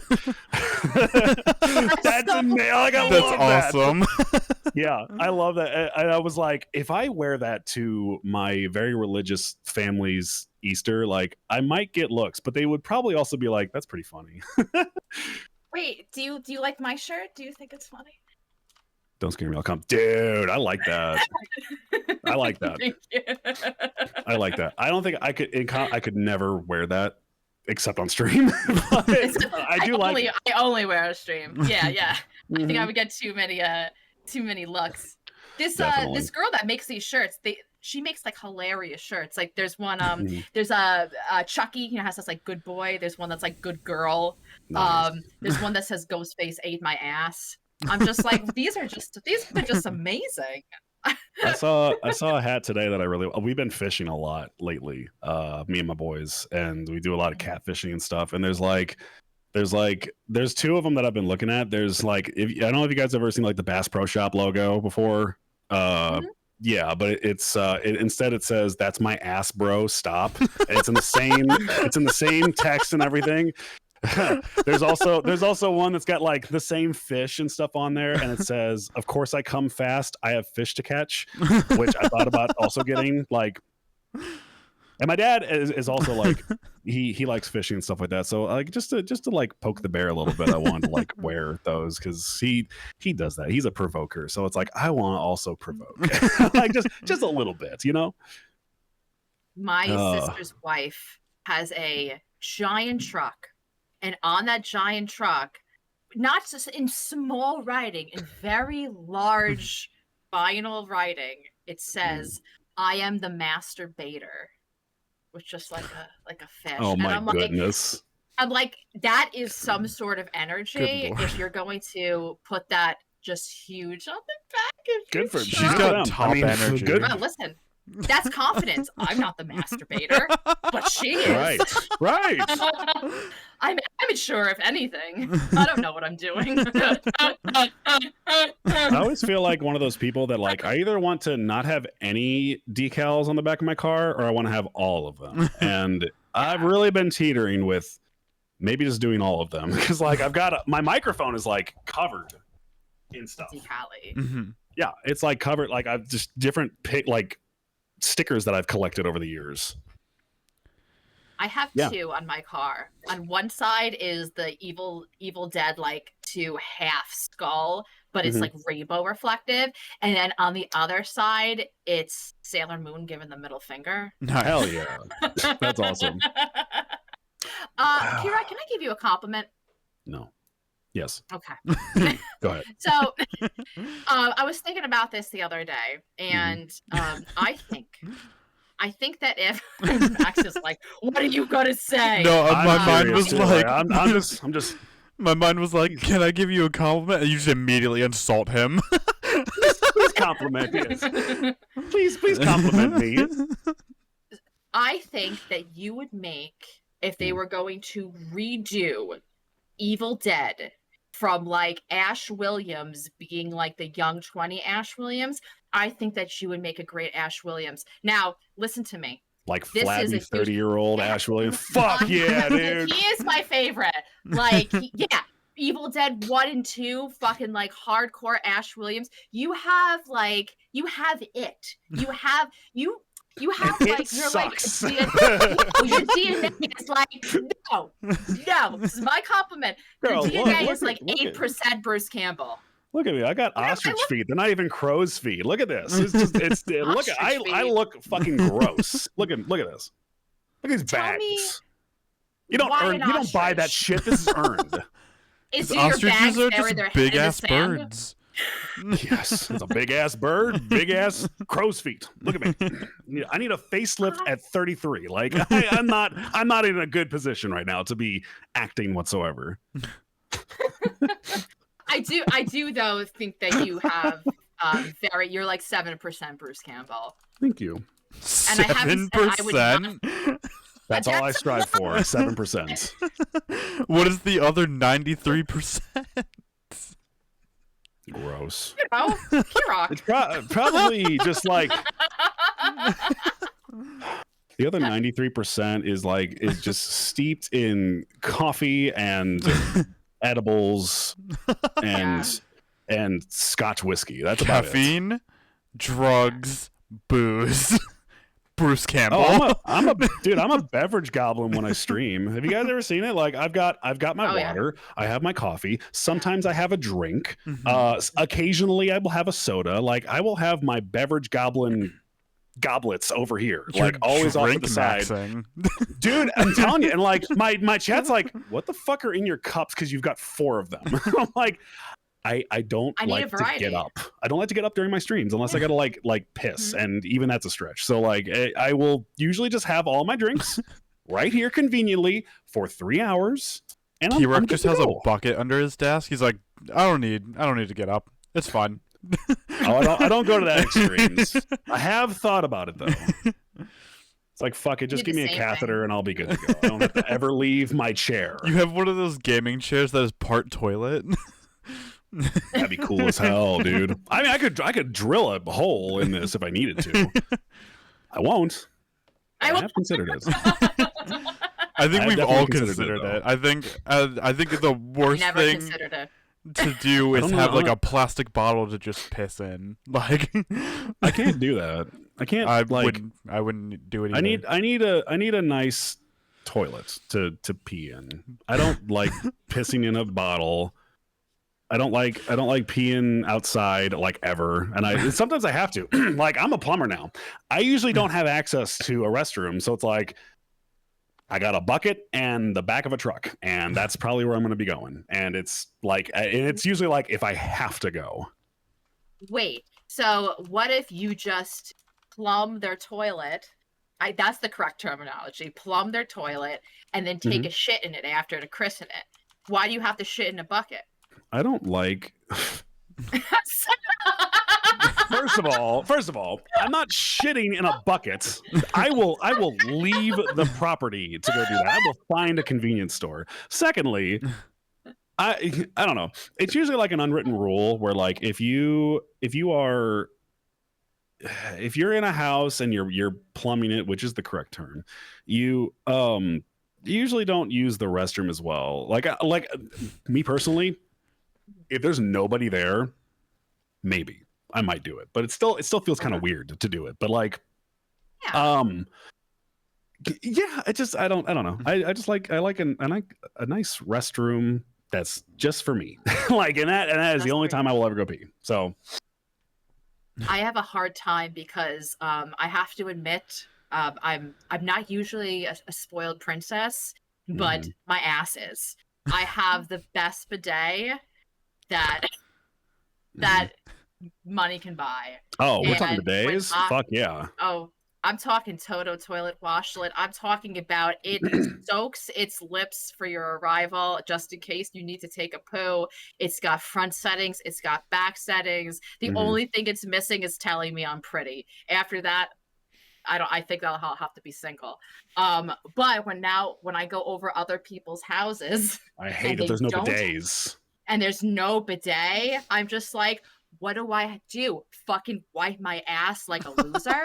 Like I Like, no, that's a dirty ass. Like, I can't, Yeah. I can't wait to get home to properly clean this bitch. I also have a Yeah. bidet, and Ooh, bidet it is incredible. It is like Tell me my about your eyes, day. my eyes as well as my hole were opened that day. I was like, this is the best shit ever. I cannot believe that I was missing out for 28 plus years on no bidet. Yeah. Like, I was a no bidet boy for the longest time, and now I am also a booty princess. Like, it is 100%. It has to be cleaned.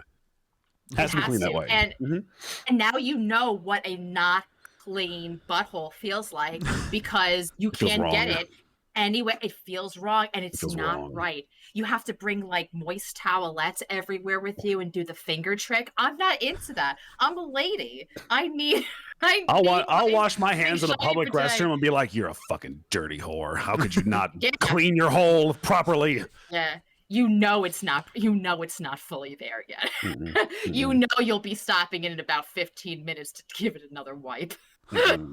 Yeah, exactly. That's what I'm saying. Like, it's like you have I mean, there's and I'll totally admit this. Like, it is definitely a better experience for a poo. Like, it is 100% better. Also, like there's also other benefits to it. For example, like, I don't know about I'm just talking about my bidet. I'm all I know is mine. But the water is warm when it shoots up. And it has a front setting. I don't have a cold one, or I don't have a temperature one. It's only cold, but there is a front and back. But yeah, I only have a cold setting, which is still fine. But even the cold setting, like when girls like, you know, like want to like freshen up or whatever, you do like a little oscillate on the front and you're like, all right, I'm good to go. So now my butthole's fresh and my puss. So like there's nothing better than knowing that I'm stepping out into today and I'm fresh as fuck. My mother, ladies and gentlemen. Yeah. Yeah, same. I feel that, dude. fresh push, fresh butt. All good. No, I've only got the one that's got the cold setting, but like it is very nice, and I'm so glad I got one. They really are, and like it's better because like you don't have to. I mean, this is gross, but like you don't have to strain as much. Like it actually is better, like for health purposes. It's like you don't have to worry about like hemorrhoids that much. It's really it's really genuinely it's good. Like it is a much better experience. Absolutely. I am a person who in the past has suffered with like internal hemorrhoids. So like I just in the morning, like I go and I work out every morning. So if I'm like I need to poo before I go to work out, because if I don't, then I'm gonna have to. There's a code word I use at the gym if I need to leave. I yell Thundercats to go, and the trainers know that I need to go take a shit. But I try to prevent that. So what you could do is just shoot water up your asshole until the poo comes out. You don't even have to strain. I haven't had a hemorrhoid since I've had a bidet. Congratulations. I used to work when I used to work EMS, I would work 24 hours. I would work 24-hour shifts. And they would only have the one toilet and no bidet, and it was nerve-wracking when I had to poo. And it's like it's the same thing with like the two things that trigger like poo movement or poovement is if I drink coffee or if I'm working out. If I'm going for a run, like my body is just automatically like, hey, organs, let's go. Get to going, get to moving. And it's like, then there's one right at the breach, and it's like, okay, now Thundercats to go, I guess, and I have to go poo. You can't run if you're prairie dogging. Hell no, there is no way. I don't even take the chance. Like it is never happening. But I'll do the same thing. So I walk a lot to the destinations where I am. New York, you're able to do that more. And I'll walk to when I go running. I'm sorry, Max. I love Max you. Max is losing it right now. Max, we got you. Hold on, pin in this. We got you, Max. I just imagine. You guys remember the fucking Lion King 1.5 movie? or 2.5 Where movies. is this going? Do you remember the song where the prairie dogs are just singing at the beginning? I just imagine that. Oh my God, but Max. the shit's just coming out. Max. I'm sorry. I can't help it. It's Max. just a funny visual. How did we get here? It's not my Where did we come from? How did we get here? Where are we going? I thought we were talking about horror games. What the fuck is prairie dogging and movement? Which is a great transition to what's your favorite poop killer game? Poop Killer 5. It's like it's just all you hear as like someone is running is dig a tunnel, dig a tunnel. Oh my God. I need to be right back. Oh, Max is gone. We broke Max. I'm so sorry for being me. I can safely say that like I don't think I've ever like pooped myself though in 34 years. I don't think I've ever done it. Like I did once. May I tell you the story? Mhm. It's not a recent story, but I think you'll enjoy it. Remember that remember that movie, The Green Inferno, by Eli Roth? Yeah. So it's not that it was scary. It's just that Max has returned. I'm telling the Eli Roth story. It's just that I gambled on a fart in the movie theater. Oh no. And I lost, but the movie was like starting to get juicy. So I didn't want to So were you. So was I. I had a I didn't have a You and the bidet at movie were time. both juicy at the time. You were- I'm sorry. I'm sorry. juicy kisses. Oh. Gross. Disgusting. Good lord. But I pooed a little bit, and then I had like a blanket on me, which like was fine. And then when the movie ended, I did the necessary things to make me not an animal, and that was my one time. How about you? Karen's like, why did I agree to do this? Hold on. You Yes. pooed a bit and you waited till the movie was over? That's commitment, baby. I wanted to see what happened. I would be like, people are gonna smell it.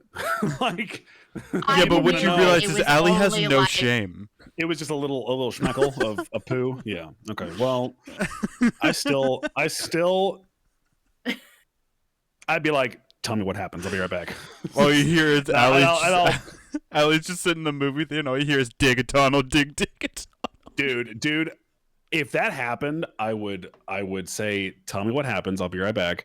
Leave, go to the bathroom. I would immediately discard my underwear. Like that is tainted. It's gone. And just I do anything that I can to freshen up. And oh my God. Ugh.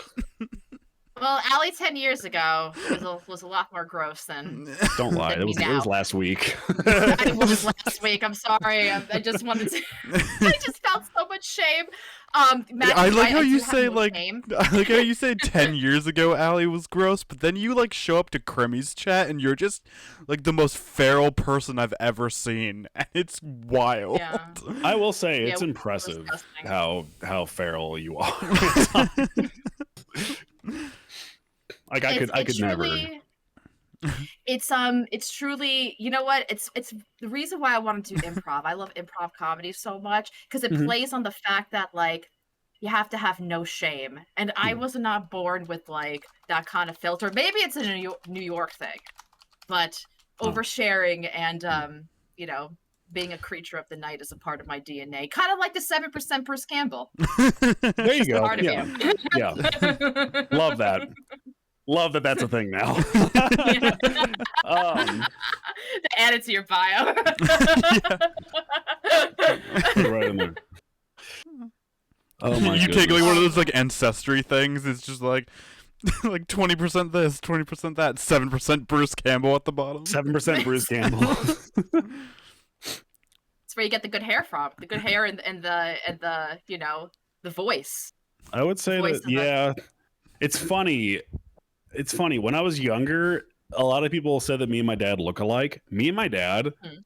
legitimately have the same voice, pretty much, like almost exactly. It's like Oh wow. I think mine's maybe a little bit like lighter tinted, but my dad Mhm. also does voiceover work and is also like a freelance actor and stuff. And he's done commercials and stuff. Funny enough, I don't know if anybody's ever seen this. Like, do you guys know Bush Beer? You guys Mm-hmm. know Bush? Yeah. Yeah. So for a while there, they released a like a Billy Bass where it sings like a song. It's like, I am a Yeah. fish and I like cold beer. That's my dad. That's my dad. That's my dad. Uh, Do you have a redemption of that on your stream? Because that would be hilarious. the Bush Beer song. That'd be funny. Yeah, like the fish going like, no, no, Oh no, no, yeah, that'd be no. such a good idea. I'm sure someone's made that widget. I'm sure that's got to be a thing. 100%. That'd be cool Has though. to be a thing. That's so cool. But Can yeah, can we hear you in any games? What games have you done voice acting on? I've done. See, I started doing like old games when I first started out on Newgrounds, and I don't think they're around anymore, Oh, I unfortunately. love Newgrounds. Newgrounds. Holy Yeah, shit. That's oh my god. So I many have memories. done, and I can't say. Well, I don't know. I've done games for Newgrounds Mhm. that I've enjoyed, and that I'm also not proud of.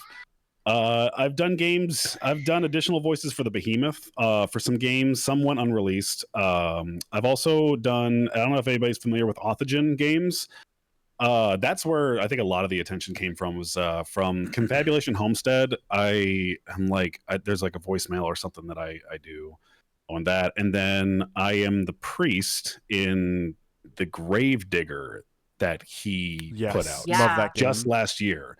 Mhm. But yeah, I've done that before. There's also a couple games I cannot say. There's other horror games that are being released and that have additional content that I am a part of. I will announce it when it's released, but I can't talk much about some of them. Me and Vandro have done a game that hasn't been released yet, but yeah, we're doing that as well. And Yeah. yeah, I think there's a couple other games that are in the works that I have done. I've done some other games that Uh-huh. I can't yeah, you know what I'm saying? A little bit, you know what I'm saying? Yeah. I don't talk about it too much, but yeah, I've done a few not safe for work stuff as well, but I don't talk about stuff. It pays pretty good. So Just yeah. No, but hell yeah, yeah. If you got it, um do it. mhm. But yeah, I've done some stuff. I still like doing stuff. I like doing those. I haven't done a lot of games lately though. It's mostly been uh like independent audiobooks and narration and a couple commercials, and that's been about it really. I have a friend, a streamer friend. His name's Callan Leafshade, Okay. and I love going to his stream. He's a VTuber, and I love going to his streams because he has a voice that sounds just like silk. How Mm, I can describe it is very like Astarion, just like from Baldur's okay. Gate 3, just Yeah. Yeah. very like Yeah. like just like that. And he came into my stream at the beginning of this week, Mhm. and I always, whenever he comes in, I always hype him up because I do really enjoy his streams. He does old narrative stuff and they're really fun. So I'm like, go check out his streams. Also, he's got a fantastic voice. And I was telling him, I'm like, listen, if you ever want extra cash, I mean, I feel like you would be great at reading like not like erotic novels, but those Yes. like fantasy smut. Mhm. Yes. So he says to me, he goes, "Do you not know about my free Patreon?" And I was like, Yup. "What did you say?"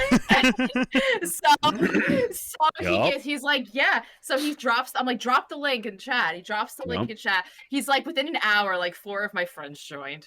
Yup. And I'm just like, "Oh my gosh!" I'm like, so the next day, I'm like, "All right, let's see what this is." And I'm like, "Holy shit!" I'm Dude, like, "This is it it's everything." people love it. Those all like audios and stuff. Like I know for sure. I know I know for sure that I am on like Pornhub or something. I guarantee it. Not me, but like me voice. Me voice, not me. Me voice is on on Pornhub for sure. For Oh boy. a few different projects. I do have actually go uncredited on most of it though. I will say that, just because like There is. I used to have them like I used to do just so like before I got big when I had like 90 followers on Twitter or something like that. I never streamed. I had both of them in tandem. Like I did safe for work and not safe for work stuff. Now I keep them separate just for branding purposes really. And I mean I Yeah. don't even talk about it that much, but it's just like yeah, I usually just keep that stuff pretty private. I don't really care that much, but it's yeah, they're fun. They're really fun to do. Like genuinely, they're fun to do, and also yeah, they pay very very good. Especially if you can find like animator friends. Yeah, I've got a few that use me often for stuff, and I mean yeah, it pays really great, and it's cool to like lend your voice to certain animations and stuff. Whether it be good or Absolutely. whether it be good or you know a little naughty. It's just fun. I like it. Really funny secret between you, me, and everyone else. Yes, everyone else is watching. Everyone else that's watching. When I partake in the hub, it is always just to listen. So I always scout out the only audios, and from now on, I'm always going to keep it in the back of my mind. I'm just like, Allison, listen just a little bit, just to make sure, just to make sure that this is not Kirok. I mean, and most of the friends that I know who strictly do not safe for work stuff. There are times when like I'll also partake, and I'm like, okay, yeah, this is a great animation, but like, oh, I know that person. Like, it's a bit weird, but at the same time, it's like, you know. Who cares? Yeah. You know, who cares? Think about it as like your job, right? You're just like doing it like a gig. It's a job. Essentially. It's a job. It's a fun job. Absolutely. You know. How excited would you be to be offered, let's say, to have your voice be featured in, like, I don't know, like a AAA game like Resident Evil or Silent Hill? Like, is that something that you aspire? Yeah. Fuck yeah, it's cool. Like that's so cool. Even if it doesn't like pay well, like I would love doing something like that. It'd be great. You kidding me? I don't think I'd you know be up to par with some of the voice actors and actresses that they do get, but I would love to do that. That'd be so cool. I think that you would make a badass merchant. Like how they like in like Resident Evil games, how you know the guy that you come and see and you build and you buy from. Like, hey, what are you going? You know, what are you buying? Exactly. I think that she would be a great merchant or like a sidekick. So not like the main, not like the you know Leon Kennedy, but like you know Shmion Shmenity, like his like sidekick that makes it really far and then dies because he sacrifices himself for Leon. Like some sort of like a character that develops really well during a game. I think that's like I don't know. I'm just getting like that like vibe. I like Shmion Shmenity. There you go. There's my next name in case I get cease and desisted for SNL. There you go. Shmion Shmenity. In fact, dear Kirok, this is Lord. I have to check something. Yeah. Shmion Shmenity. No, that's not what I'm checking. Oh yeah. Yeah, so I have voiced Leon Kennedy in some animations before. I remember. Yeah, what? Dude. Yeah. Oh yes. Have you really? That's awesome. So it was like meant to be. Wait. Is it dirty, Leon Kennedy? I'll be right back. I'll leave that up to you to figure out. I'll be right back. While Kirok is going, welcome in, Raiders! It's good to see you! Becky, Spud, I love you guys! Hello! Oh, Allie, did I ever tell you that I met the voice actor for Leon Kennedy in Resident Evil 6? No! He's nice. That's awesome! Yeah. He's nice? He's a Power Ranger. Where'd you meet him? Oh, is it the when you went with Crimmy? No. I met him recently when I went to another convention. He's Time Force Red. That's awesome. Yeah. Time Force Red. Yeah. That's so cool. I didn't know there was different color reds. There's there's different seasons of reds. If that makes sense. There's different. Yeah, Alpha. I did meet Becky, Wes. He's great. my coffee bean. Becky, I love you. Becky's Spud, my I little. love you. I love you. Oh, wait a second. Is Liv here? Liv is here. Hi, Liv. Liv, I wanna show you real quick. Okay, so Liv, remember we were talking about tattoos the other day? I did get chased by a goose and I fell, so that's why it has a scar. But I have the Cheshire cat. That's a scar.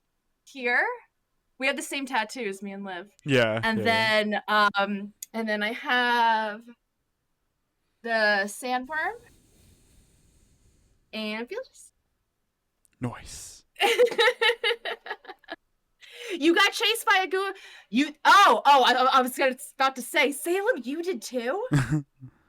You got chased by the goose. So this goose, I have another scar that matches here. I say that my my knee looks like Freddy Krueger's face because I was trying to avoid a goose attacking me because the nest was right by the work door that I had to go in, and there was 2 geese, and they didn't like me, and one chased me on foot. The other one went, don't say went down on me. The other one went down to attack me. And so to prevent my head from being, plucked or whatever they do, bitten, plucked, I Supermaned onto the ground and I scraped my tattoo and I scraped my knee. But no goose. The goose did not attack me. I've never been attacked by one, but my brother has. It was funny to watch. What? It was funny to watch. They're evil. Well, I mean, at the time, I did not enjoy my brother at the time. My brother. But when you have siblings, when do you not like each other? What age is that? Oh God, forever. No, I'm just kidding. I'm just kidding. No, me and my brother are good now, but it was when we were younger for sure. We were both just very a lot. So. Did you and your brother just rowdy boys? Yeah, pretty rowdy much. Boys. Yeah, I used to get into like fights with his friends, and I would lose, but I would have fun. Like they were genuinely mad, but I was having fun. Just attacking them, just pretending to be pretending to be better than them, And that's how you became a Grim Reaper. Yeah, because you just thought you were better than everyone and attacked everyone. Because I died. Oh goodness. We got a raid from CEO's Becky Lane. I wanted to ask you, Rock, when did you and Spud? Double raid. When did you join CEOs? What round was that? I didn't join in a round, actually. I was appointed, I guess you would say. I did enter it a couple times, and I think the first time I did it was 2023, I think, when they opened it up. I was already pretty good friends with Tubin. We talked a lot, and he was just like, yeah, dude, you missed it by that much. And I was like, shucks, oh well, no big deal. And then a buddy of mine, who I won't mention, but he stepped down from his role. He was pursuing something else. He's like, I'll put in a good word and I'll just have you be in my spot. And I was like, okay, that sounds good. So yeah, I kind of got in just by communicating and keeping in touch with people. So it that's pays really to know awesome. people sometimes. So yeah, I've always liked them. Even when I wasn't in, I was like, this is a cool, they have horror communities for streamers. That's fucking awesome. I should do one of these. I have to say that was probably one of the most exciting things in my Twitch career. I was one of those streamers for the first year who had no idea what I was doing. I was talking to you before about networking. I didn't know about networking. I just saw one day that my friend became a streamer, and at the time, I skated for a roller derby team for 10 years that dissolved during the pandemic.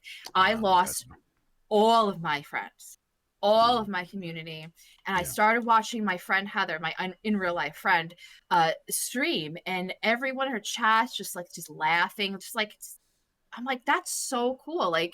I want to do that too. And she set me up on like, Streamlabs and, here's what you got to do. And I streamed like Yeah. Dead by Daylight, like once a week. But oh my God, I just lost my train of thought because I have goldfish brain. Holy shit. Oh, that's right. So, I saw that like she was on a stream team and I was like, I don't know what that is, but that seems like a way that I could like make more friends. And I had like, I Yeah. don't know, 60 followers, like the minimum for affiliate. And I applied for her stream team. I didn't get in. I applied for another stream team, didn't get in. And I'm just like, I don't know what I'm doing wrong. And Yeah. what I was doing wrong is I wasn't really doing anything to make myself, put myself out there or put my name out there. And one of the first streamers that I ever watched before we were on the stream team together, before we were even friends, was Rohara. I loved watching Rohara. She's the one who got me into At Dead of Night, which is one of my favorite games too. Yeah. She got me into all of these games, and we would play them like at the same time, and we was like, oh, my twins. And she, when the CEOs were becoming a thing, she pinged Tubin on Twitter, which is like, I recommend, and then like me. And I remember, that first round being a part of this team and being like, this is one of the most exciting things that I've done on Twitch. There are there's so many people who just like want to play horror games and like Yep. I made so many friends and I made this like awesome community, and it has been a pleasure, especially recently, being a mod for the CEOs. That's awesome. There's been like, revamps, with Tubin leaving and Sumi taking over, and, having this team come together and become, more of a collective unit. And I have to say, and I said this to Sumi, and I said this to my mod group, but despite all of like, I don't know how you would describe it, Key Rock, but the shit that's happened within the last couple of months with shitty people, I feel as though this team came together to protect each other from those shitty people.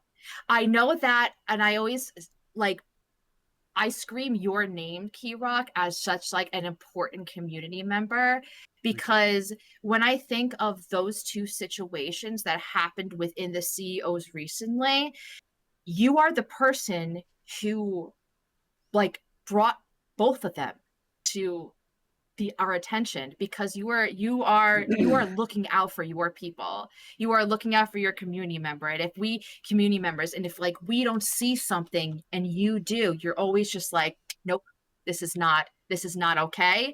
This is, and you bring it up. You don't look the other way. You're not just like, oh, well, it doesn't involve me, so I'm just gonna ignore it. You never ignore things.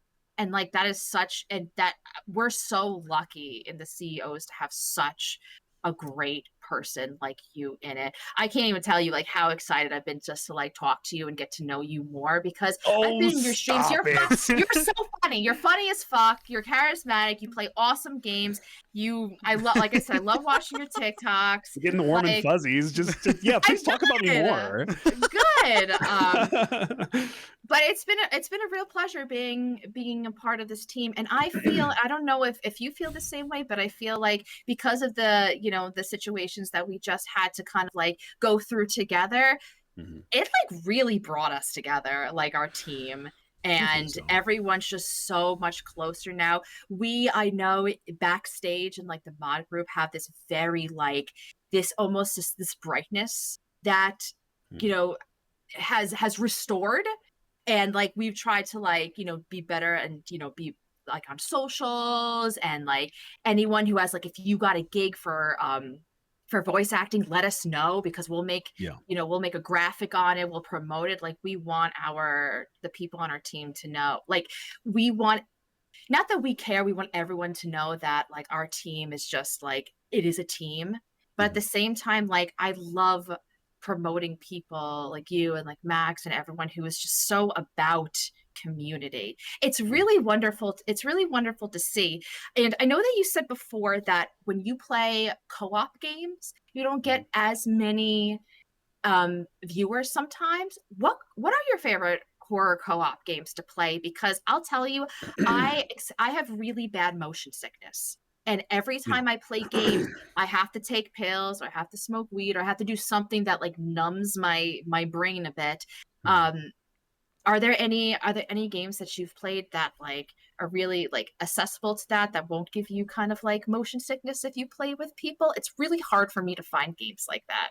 Well, first of all, you're not getting away with all that amazing niceness that you just gave me. That was too much. I always try and be. I really no. I'm genuine. Like I really do try and be as involved as possible. And I hate that I don't get to message as much in the servers, and I don't get to like really be an upfront person with the CEOs, but I try to rep as much as I can. And like, if there's an issue that is as important that I feel like everybody needs to know about, you guys are going to be the first to know, especially if it involves you guys. So like, Mhm.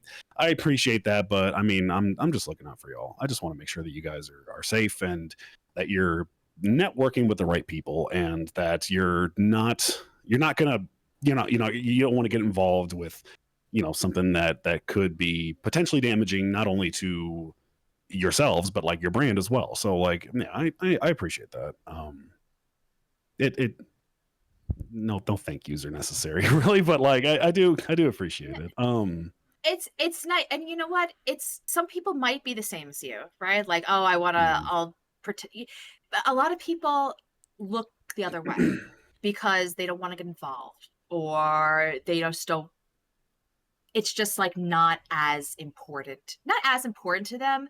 But you See, always take action. I feel very protected in the community knowing that you have eyes on it, because thank you you. always, if you see something, say something, right? And you're just like you're a huge example of that. And like any community would be very lucky to, not even horror community, streaming, just anywhere is lucky to have somebody like looking out. Well, thank you.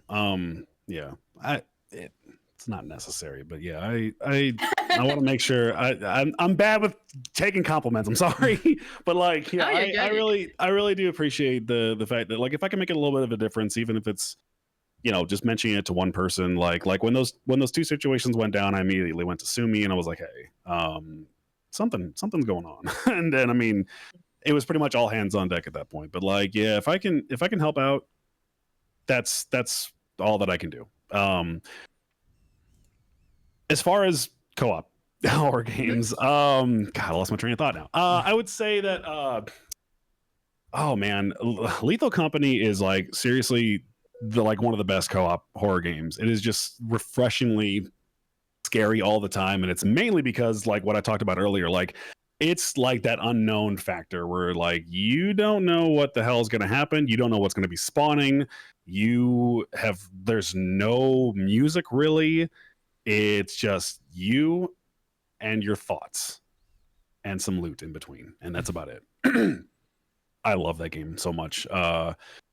I would say I'd have to think about that for a minute. Devour is awesome. I used to play that religiously. I loved playing Devour. They're always updating it. It costs $5, I think. Oh no, actually they increased the price recently because there was so much content. But it was originally just one map and one like demon, and now it's like Mhm. 6. I think they're working on 7 now. Uh, Really cool concept. It's like there's a cult that there's people that are straying away from it, and someone got possessed, and now they're trying to get the possession out of that bitch. And it like every single different map has a different member that you can play as in other maps that is possessed in this specific map that you're trying to get that demon out of, which I think is a really cool concept. It's like you're taking someone that you like to play as and turning them into a possessed creature demon, and they all the different maps have different types of obstacles in the way, which I think is really cool. Like you have to kind of be a little bit more adaptive to the maps themselves, and I like that one a lot. The other one I would say, so Lethal Company and Devour. Forewarned is just fun. Just I don't know if you guys have played that one yet, but it's like you're in Egypt and you're like I forget what the actual term is, but like you're basically going into the different tombs and stuff, and You're a mummy person. You're a mummy You're a Tomb professional, Raider. and Yeah. you're a Tomb Raider. There you go. Yeah. Yeah. Knock off Tomb Raider. Yeah. But like Timu Raider. Yeah. Yeah, but like you're essentially it's like Phasmophobia-esque, where you are gathering evidence on what you think the type of mummy is, and then you can do that. Like you guess it correctly. If you guess it correctly, you go into the tomb and you basically collect the valuable items from that type of mummy's tomb. However, once you collect that, the mummy awakens, and every mummy is different in how they act and like what you need to do and what you need to avoid, and you're basically trying to find a lever to escape. Or you don't have to do it at all. You can just take your loot and leave. But if you want to go the extra mile, you can try and find a lever to leave. You can try and like I keep wanting to say crucify, but it's not really crucifying. You're trying to like I don't know, expel you're trying to expel the mummy spirit or something like that. Every single mummy is different. There's a lot that they do with that game that I think is really impressive for it only being like a $10 game based around one type of excavation. Like I don't know, it's a really, really fun game for what it's worth, and also terrifying, like jump scares out of nowhere that I had never seen before, and like they gave me some serious creeps. They're loud. They're super loud. Also, they're super loud.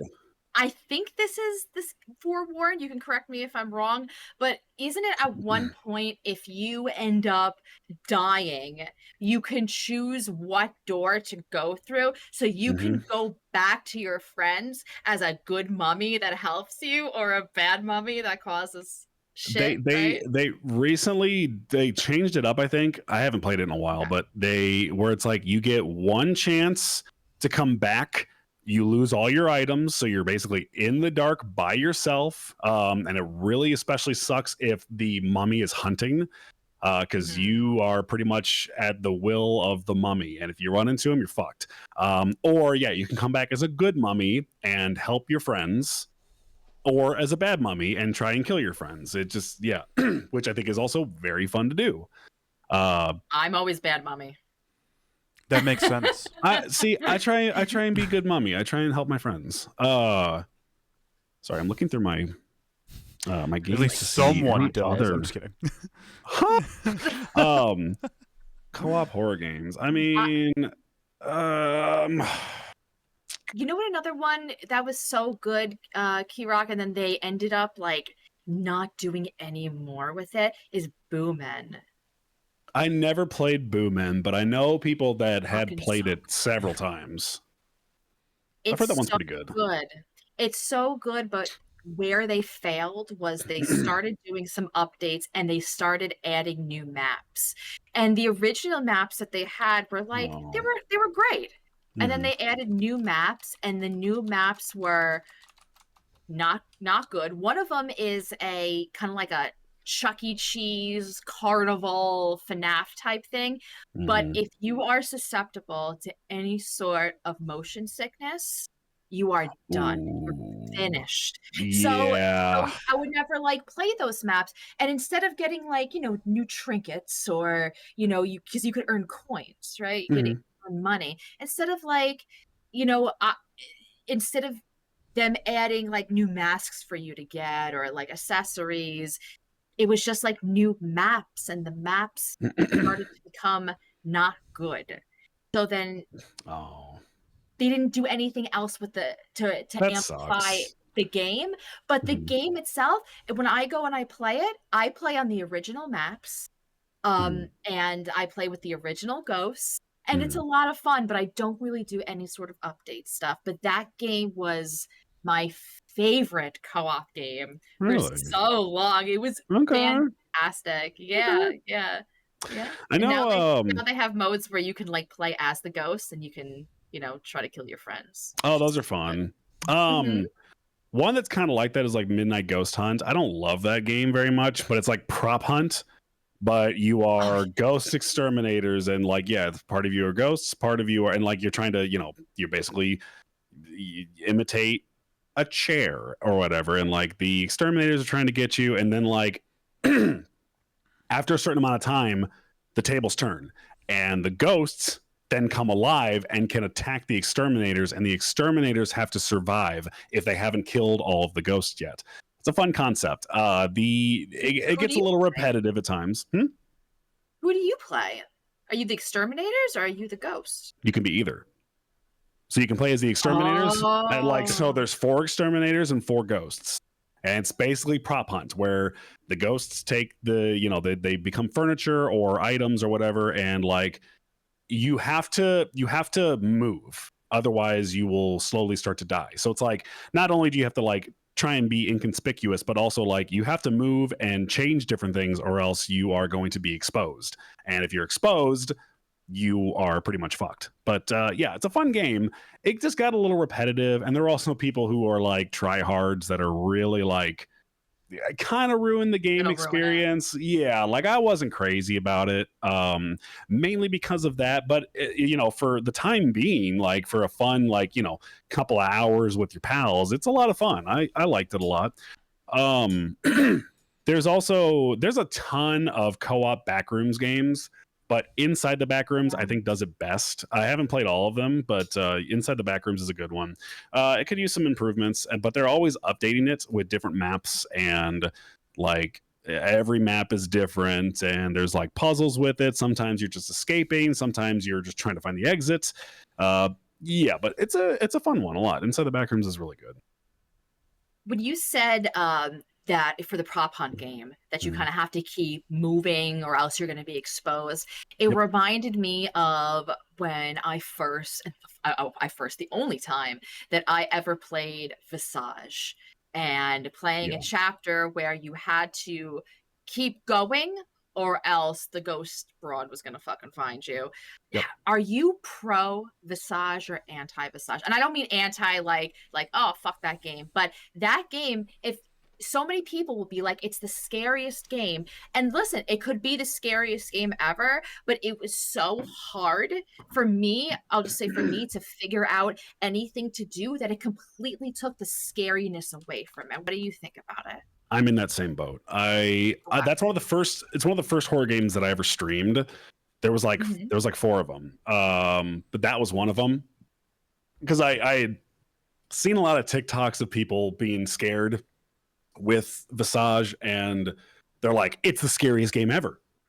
And I'm not a big fan of those like Megalovania or megalomania type of games where it's like you have to pretty much go around the house, you find an item, that item goes to this, and then like, hey, you can unlock this part here to go over here and unlock this door that's going to unlock this thing here that you need to go and play a certain tune in order to unlock this thing and go back to the other basements that you were at before. And it's like, I don't mind those. I know there are some people who love those, but it does take away from the scary, in my opinion. Like, you can be really good. That's why I don't like the original Resident Evil, because it was so cryptic and so hard to, and like, unless you are spending time on it, which bravo to them, because they did a really good job of making that type of game.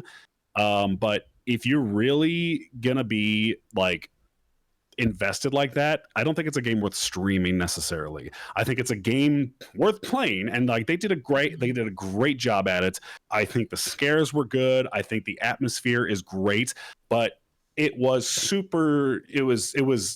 yeah, the puzzles and everything just superseded all the scariness. Like, it became a Mhm. frustrating game to play. And it's probably because I am also terrible at games usually. There's times when I can't open a fucking door. That's a story for another time. But like, I I don't enjoy those games, but I don't hate those games.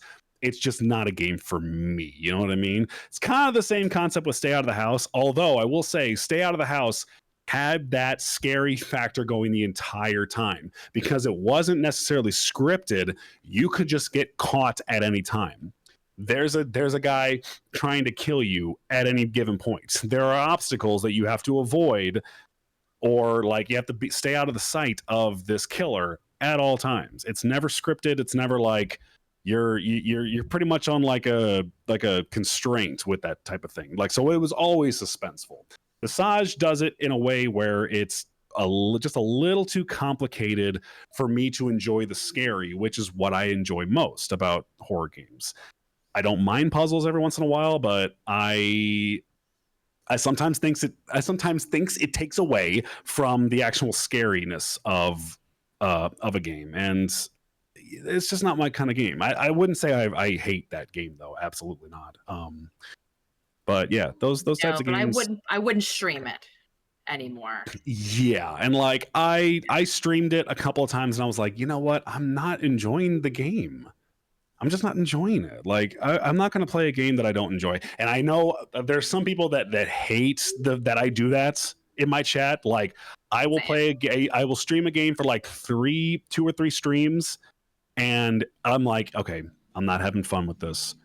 I need to do something differently. Like I need to play something else that I think is going to be more engaging and more fun for me.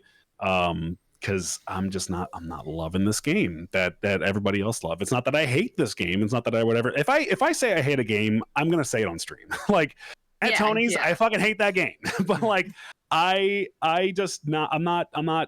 If I'm not crazy about a game, I'm not gonna keep playing it on stream unless it's like I'm towards the end. You know what I mean? Have you ever stopped playing a game like halfway during the stream because you're just like, this is fucking ass, and then just was like, all right, change of plans, we're gonna play, fucking whatever. Has that ever happened to you? I'm sure it has, but I can't remember it. You can tell on my face when I'm not happy. I emote. Like when I'm playing a game on stream and I just like, I don't want to be playing this anymore. I will not play it again, or I'll just be like, I'm not feeling this, because I'm also like not that I'm being myself 100% when I'm on stream, but I also need to be like a fart entertaining. And when I'm feeling like I'm not enjoying, how can anyone enjoy me if I'm not enjoying what I'm doing? That's fair. Everyone could sense that, That's so fair. sometimes I'll change halfway, or I'll be like, you know what, let's do something fun, and like I'll be like, all right guys, we'll do a Slay the Princess run, but you guys get to choose the decisions. Like something that I know will make me happy and I could chit chat. Nothing makes me happier than being able to like play a game and just kind of chit chat the entire way through it, because I love the game so much. And my chit chat is just me hoping that everyone else will love it as much and want to play it.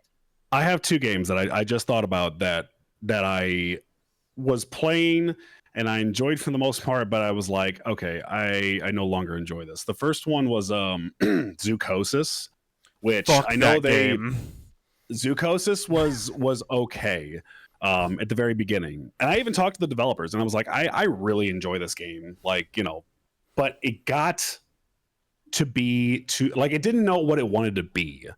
That game really didn't know what it wanted to be. It wanted to be like 4 different types of games that ultimately just resulted in just a homunculus of bad game design. And I really hate saying that. I really don't like saying that. Can you tell me a little bit more about that game? Because I remember seeing the trailer for it and thinking that, oh, this looks badass. And then when it came out, I didn't really hear anything too good about it. So where did it go wrong? I think it went wrong the fact that it was just way too convoluted. It is a identification game.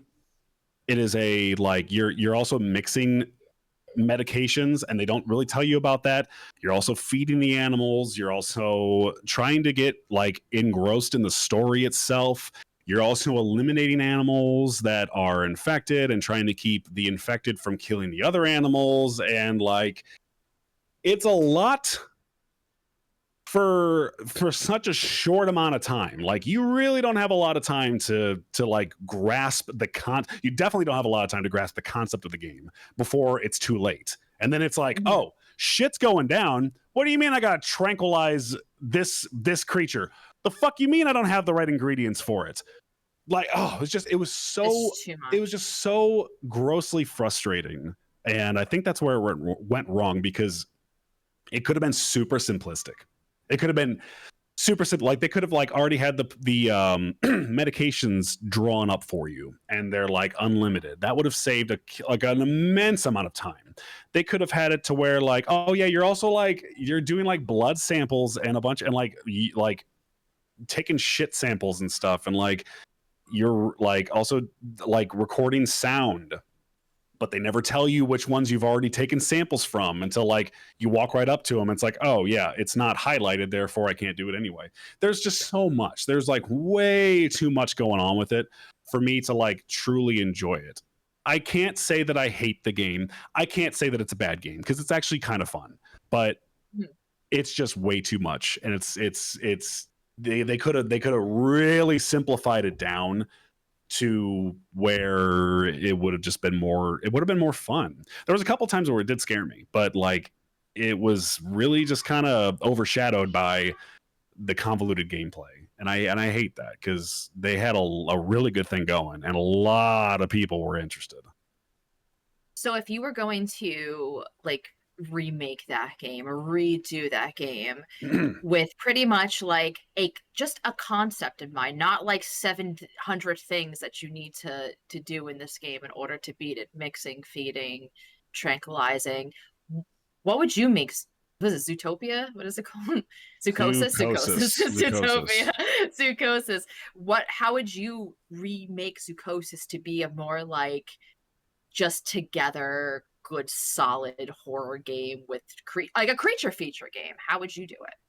The do a clock in feature. As soon as the clock in feature is activated, there's a timer. You can gather the food for the area that you want to go to. You can load it onto the train. You go to that area, and then you start doing your analysis. Have mechanics in there to where you know exactly what you need to do. Like, you have all the items with you, and like, let's just say you're analyzing sound pattern and blood drawing, and you do those things, but the timer is still counting down. Have a mechanic in there where none of the animals are infected. Have a mechanic in there where all of them are infected, but like, you only have a certain amount of time to figure out exactly which ones are infected, and then tranquilize them before the timer runs down. Now, when the timer runs down, you can still tranquilize them, but you're going to maybe get your pay docked or something if the other animals die. Or if too many animals die, you get fired. It's that simple of a concept. There doesn't need to be a lot of story with it. It's just like, you get in, you clock in, you do it's like mortuary assistant. Like, you do everything that you need to do, but you're still looking for the animal that's infected, if there even is one. You know what I mean? Like, there's so many things that you could do, and that is just me thinking off the cuff, right off the rip. Like, that is what you could do to make that game more not only engaging and interesting and suspenseful, but just less convoluted. Like, there doesn't have to be a lot of story with that type of game. Like, I know they really tried to hone in on like, oh yeah, this fucking zookeeper is a really crooked bastard, and like, he's oh, spoiler alert, he's like feeding humans and mixing it into the food, and like, oh, we've kidnapped your wife. It's like, there's so much shit with this. Like, it's like, cool, I guess, but like, I'm not engaged if the game's not going to be that fun. And it's like I don't want it to feel like a job. I want it to feel like a game. Like Absolutely. that's where Mortuary Assistant shines, because it's not only you're not only going to a job, but like, you have a time constraint that's vital, and they tell you exactly everything that you need to do to not only do your job, but identify which body is possessed. In between, you hallucinating and experiencing lore, which is really interesting lore too, and it draws you in because they go hand in hand. That's where I think Zoocosis goes wrong, because the lore is not interesting, and it also doesn't really matter that much because you're too worried about the mechanics of the the game itself. Like, I don't really care about the lore. Like, I got shit to do. Like, and it's boring shit. Like, it's I hate to say that. Like, I really don't like talking bad about games, man. But like, I don't know. I think it was overhyped and just way too much in general. So I don't know. Mortuary Assistant, going back, that's also another game with randomized scares. And when you are scared in that game, not even like, because it's pretty much the same cutscenes, every time, give or take a couple.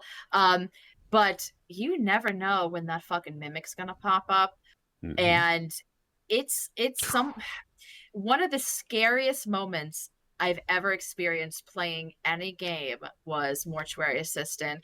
I was going to close the door, and for whatever, and I was like looking this way, like Allison was looking this way, and I was trying to close the door, and it wouldn't close, and then I look, and it's because the fucking mimic thing, it has the door, and I was like, dude, this is the scariest thing I've ever experienced. But that game has, if it had more not that it has a lot of mechanics, it doesn't, but if it had a little bit more to do, I don't think it would be as fun. For example, you have your tasks, right? You have your clipboard, you have your tasks. That's great. You're experiencing lore and like jump scares and stuff in between. But sometimes you can forget about the paper. Sometimes you kind of forget about finding the sigils and doing the whole thing, placing it on. If there was more to do, like you have the sigil, you have the paper, you have your tasks. If they added more, I think it wouldn't be as fun. And it would have been too much. It would have been too much. But what they do, which I think is very smart, is they'll come out with like a new ending. And that new ending will give you a tiny bit more to do, but you're also finding out more lore. Like it's not in vain what you're doing. And it seems like with Zoocosis, it doesn't fucking matter at the end. But whatever you do in Mortuary Assistant matters. The lore for Mortuary Assistant is done very, very, very well. And again, it mixes in with your job perfectly. And I agree with you. Like if they had added anything else, I feel like it would have been too much, because it gives you just enough to just forget about something every once in a while. Like you forget that, like, oh, you need to be scratching on that notepad every once in a while to just make sure you're not going insane.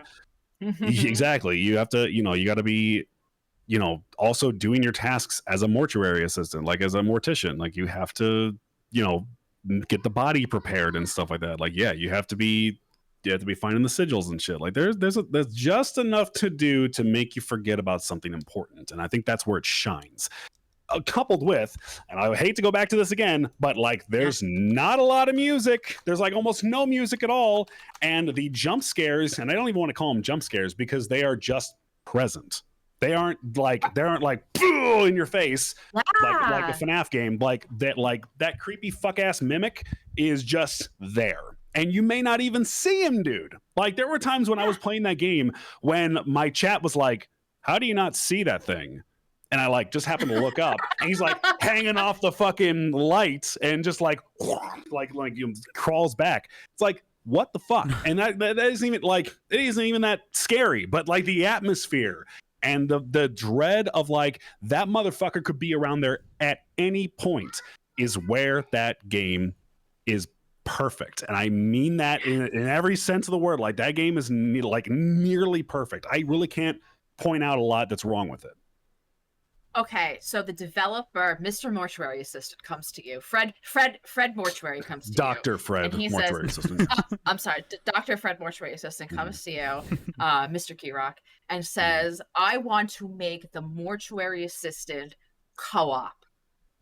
How would you make that a co-op? I know you smirked, but I do think that would be... I do think that Mortuary System might be a fun co-op game. Might be. I don't know. but it's something that I think about them adding because I'm like, you know, what would be fun? Be fun with friends, but maybe not. I don't I know. What do you think think?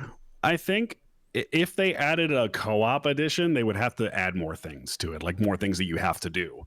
Because otherwise you'd be Sure. getting those bodies done in no time flat. Like you'd be like, I know what it is. Like you'd have one person at the computer, you'd have one person actually doing the job, and then you'd have one person finding the sigils. So you'd have to do a lot Hmm. more to make that co-op, but Hmm. I don't think it needs to be co-op. I don't think it needs to be co-op either, but I think that the games that I truly like really love, I Mhm. always think about it as like, oh man, this would be fun. Maybe this would be fun with friends. I just want to like share games that I love so much. Like but Um, this is good by itself. Um you could have a bigger mortuary I was thinking of where like a there's mortuary complex or something, you but, know? but what we don't need is more fucking phasmophobia demonologist ghost hunting. Don't need I that know either. that tons of people love it.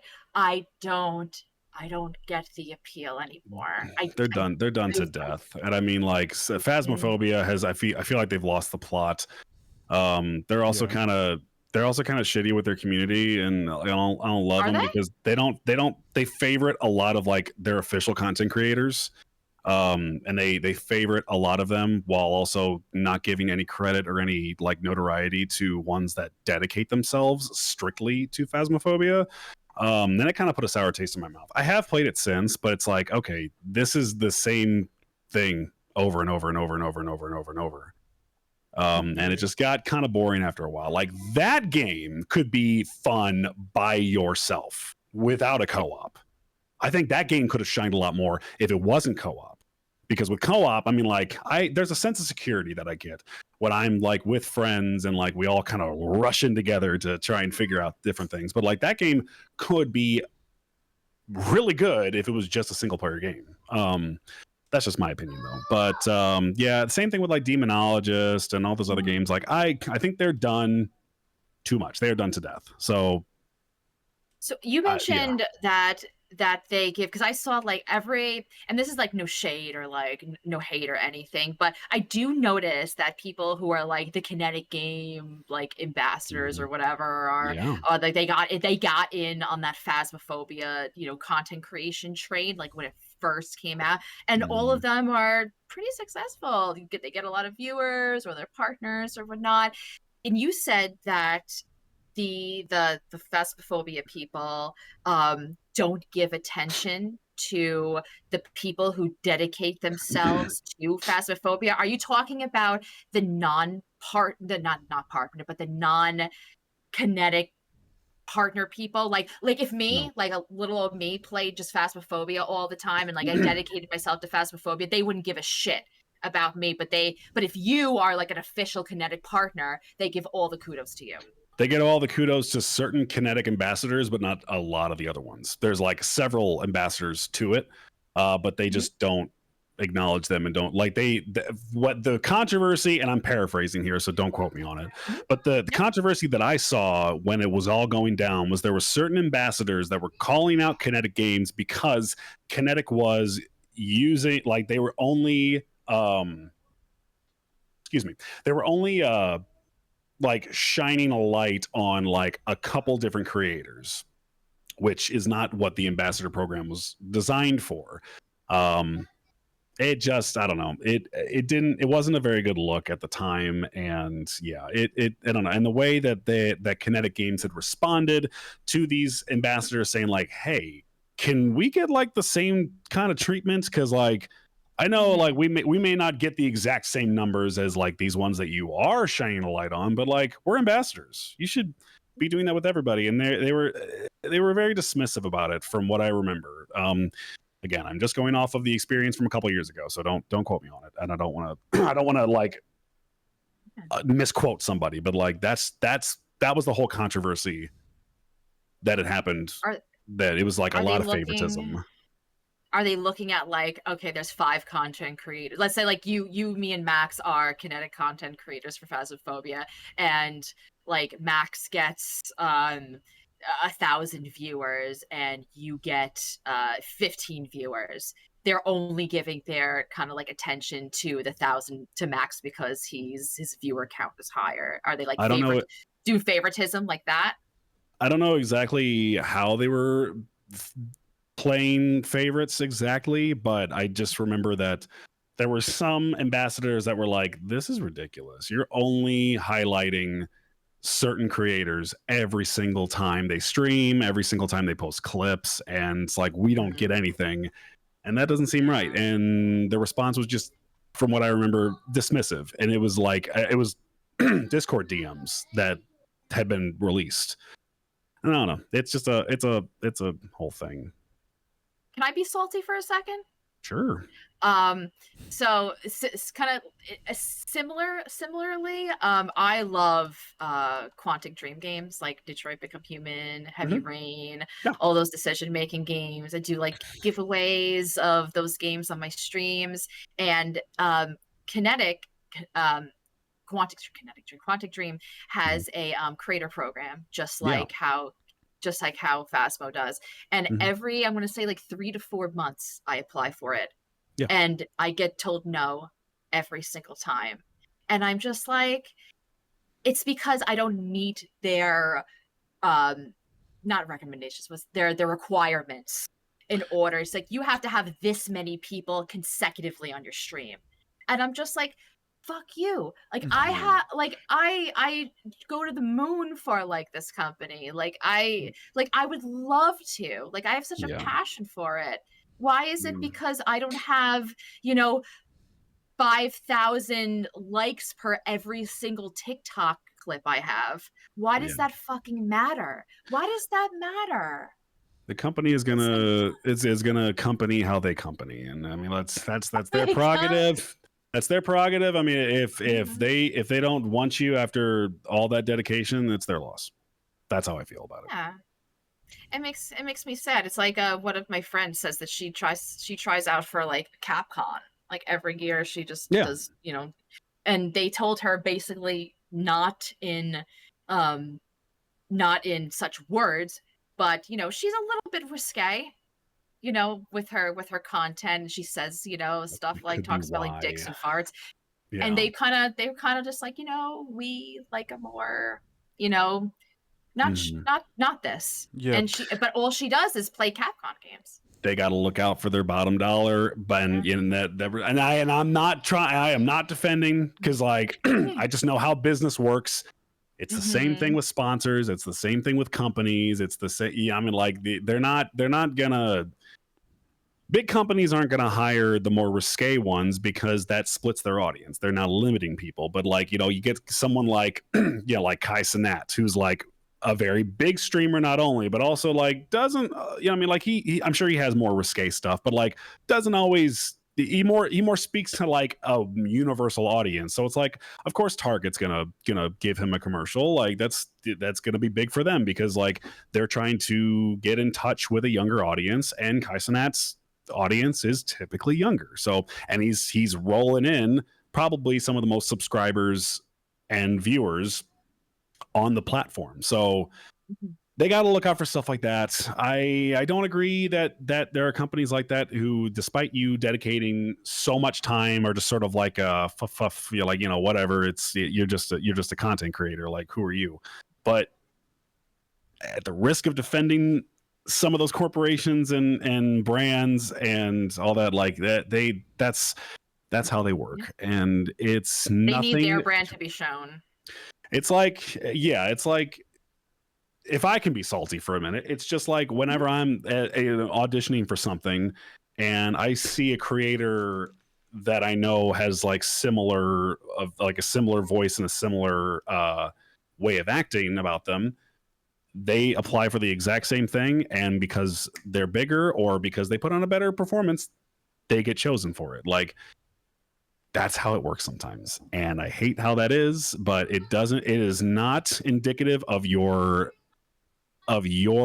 way that you make content. It's never going to be an indicator that your content just sucks. It's never going to be that. It is just strictly how they chose things. You know what I mean? Have you had a situation where you have tried out to be the voice of something with someone who is, let's say, like a bigger creator than you, but you've gotten the gig, not them? No. Nope. No. No. In fact, like one of my mentor actually auditioned for a job. It was actually for the pilot of Has Been Hotel, and I also Mhm. auditioned, and he got the role, and then I auditioned for another one, and I got shortlisted to like down to like 3 people, and because I didn't have a singing demo, I didn't get chosen. So it's just the way it works sometimes. That is how it works, and I'm genuinely not bitter about it. It's just like those are the experiences that content creators, voice actors, everybody can go through, and you gotta take your lumps. You gotta roll with the punches, stand back up, and get back to work. You'll be proud of your work no matter what, or at least you should be. And one audition, one rejection is not going to be the indicator, or at least shouldn't be the indicator that you're not any good, because you still are. It's just one of those things that happens. Everybody experiences it. And I'm sure because you've got it, I'm not going to say like so many rejections. I'm not sure how many rejections you've gotten.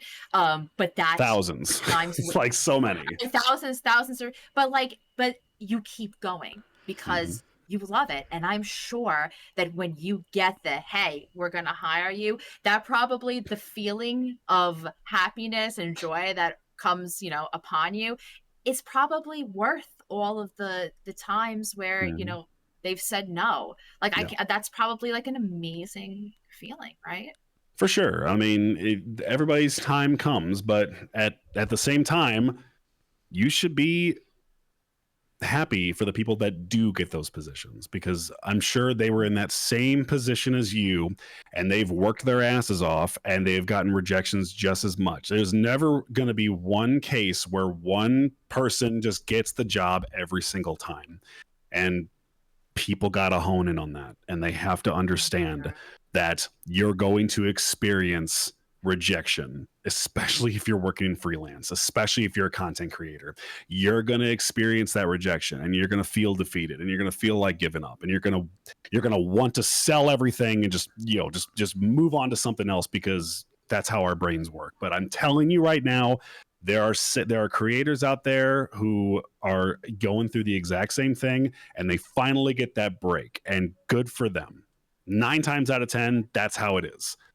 Unless you're established, or you get you get extremely lucky. It's like I don't necessarily get the appeal of Queso, but Queso made it big and made his own and got his own personality and is just Oh, playing I thought you meant the games. cheese.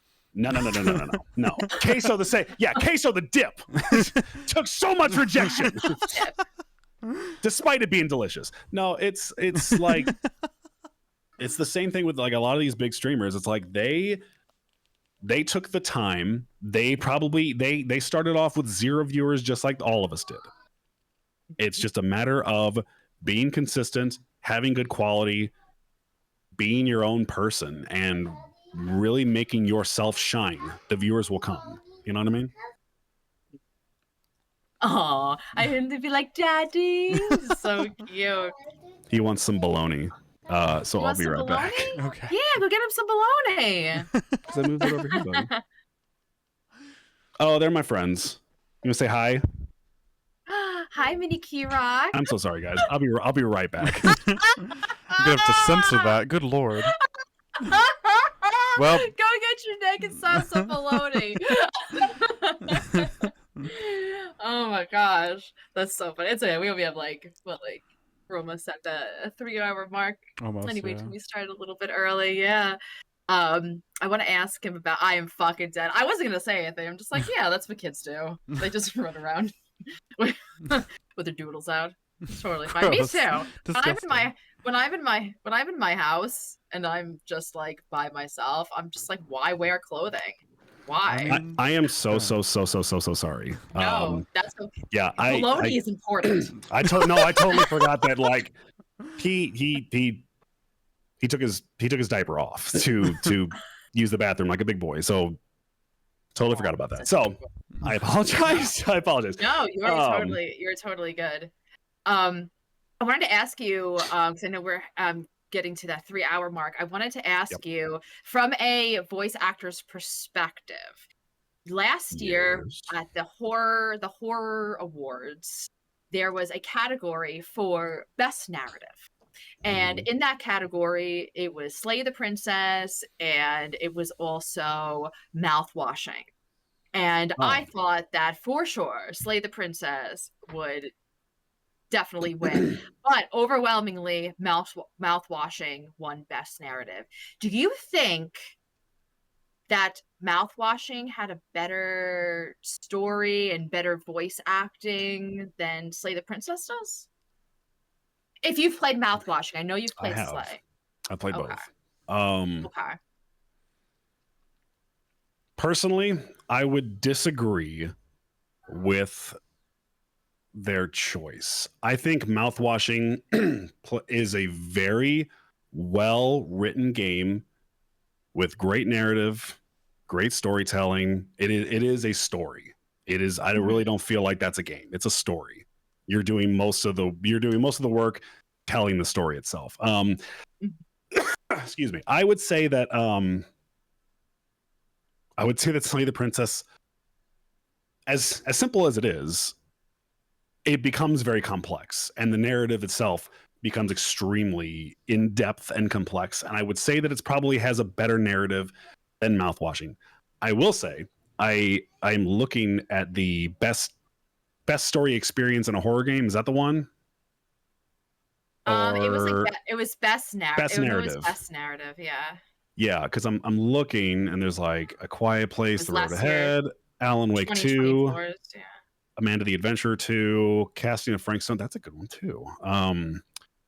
Happy Playtime, Mouthwashing, Crow Country, Silent Hill 2, Play the Princess, Slitterhead. I've never heard of that one. Sorry We're Closed. Still Wakes the Deep was on there too. Man, that's a good narrative. Great. I need to play that game in a horror game that I have experienced in years. That is the DLC just came out. Some of the best voice acting I have ever heard. Slay the Princess also has amazing voice acting, but like Still Wakes the Deep, holy shit, it's good. God, really, really good. I'm in tingles because it's just so good. Yeah, I loved it. Yeah, I didn't even know about these awards. I did know about the awards, but I didn't really watch them that much. I'm just looking now. Best VR horror. Yeah, it looks like it was fun. Best multiplayer horror game. And Lethal Company won, of course. Yeah. Yeah, rightfully so. Trying to see some of the other ones. Since we were talking about multiplayer horrors, I don't know why Panicor's on there. I didn't think that one was very great either. I never played that one. Me neither. It's just okay. It's because it's weird. It's a weird one because like it's a cool concept, kind of, even though it's kind of a tired concept. Very scary, but it's also kind of like memed to hell now. Like it was like there were clips going around of like people did like, I don't know, there's like a Scatman costume now, or the guy that goes like yeah, that guy. There's a skin for that now, and like there's emotes, and people are like, you can do the emotes and also move. And like that made an entire genre of, I'll send it to you guys as well, but like it made it like an entire genre of people like just kind of like emoting and dancing around the zombie or around like the creature that's like chasing you, and it looks so ridiculous. It completely breaks the immersion of that gameplay. And like I played it like 3 times, and like I never played it again. Excuse me 1 second. Yeah, sure. Have you played Panicore? No. I've never even heard of it. I've seen it. It sounds I didn't want to play it though. Sounds like a Guillermo del Toro fucking movie. It's like, what? First you've seen Pan's Labyrinth, and now we have Panticore, and it's just like the chick from Pan's Labyrinth. It's a workout video from from the pan person. Yeah, it's just the guy. It's just the guy with the eyes on his hands, doing like sit-ups and stuff. And he's like, oh, he has like resistant bands. He's like, oh. Yeah. It's You know who has a P90X with workout Pan's video? Labyrinth. That's what the P stands for. That's amazing. Linnea Quigley, who's like a scream queen, she was in a bunch of different old horror movies. She actually has a workout video Oh yeah. because she was kind of like, she was that actress that everyone would like hire because she wasn't afraid to get like full frontal in movies. So then like she like off like, you know, marketing and stuff like that, like she used like her sexuality to sell stuff. So she came out with like a workout video, and it was like a zombie workout video where the zombies are just like, ugh, and she's just like, and then like, ugh, and she's like, eh. You know, that's how you work out when you're hot. Eh. I love that your workout is just you like power thrusting. The fuck? Yeah, that's when you're hot. All you do is power thrust. Power thrusting is what me actually and need- Power do. I was about to say that sounds like a move that you and Power would do. Yeah. How My poor funny! watermelon. I cracked. Oh God, he's such a watermelon. I miss him. I was just talking to him before before we got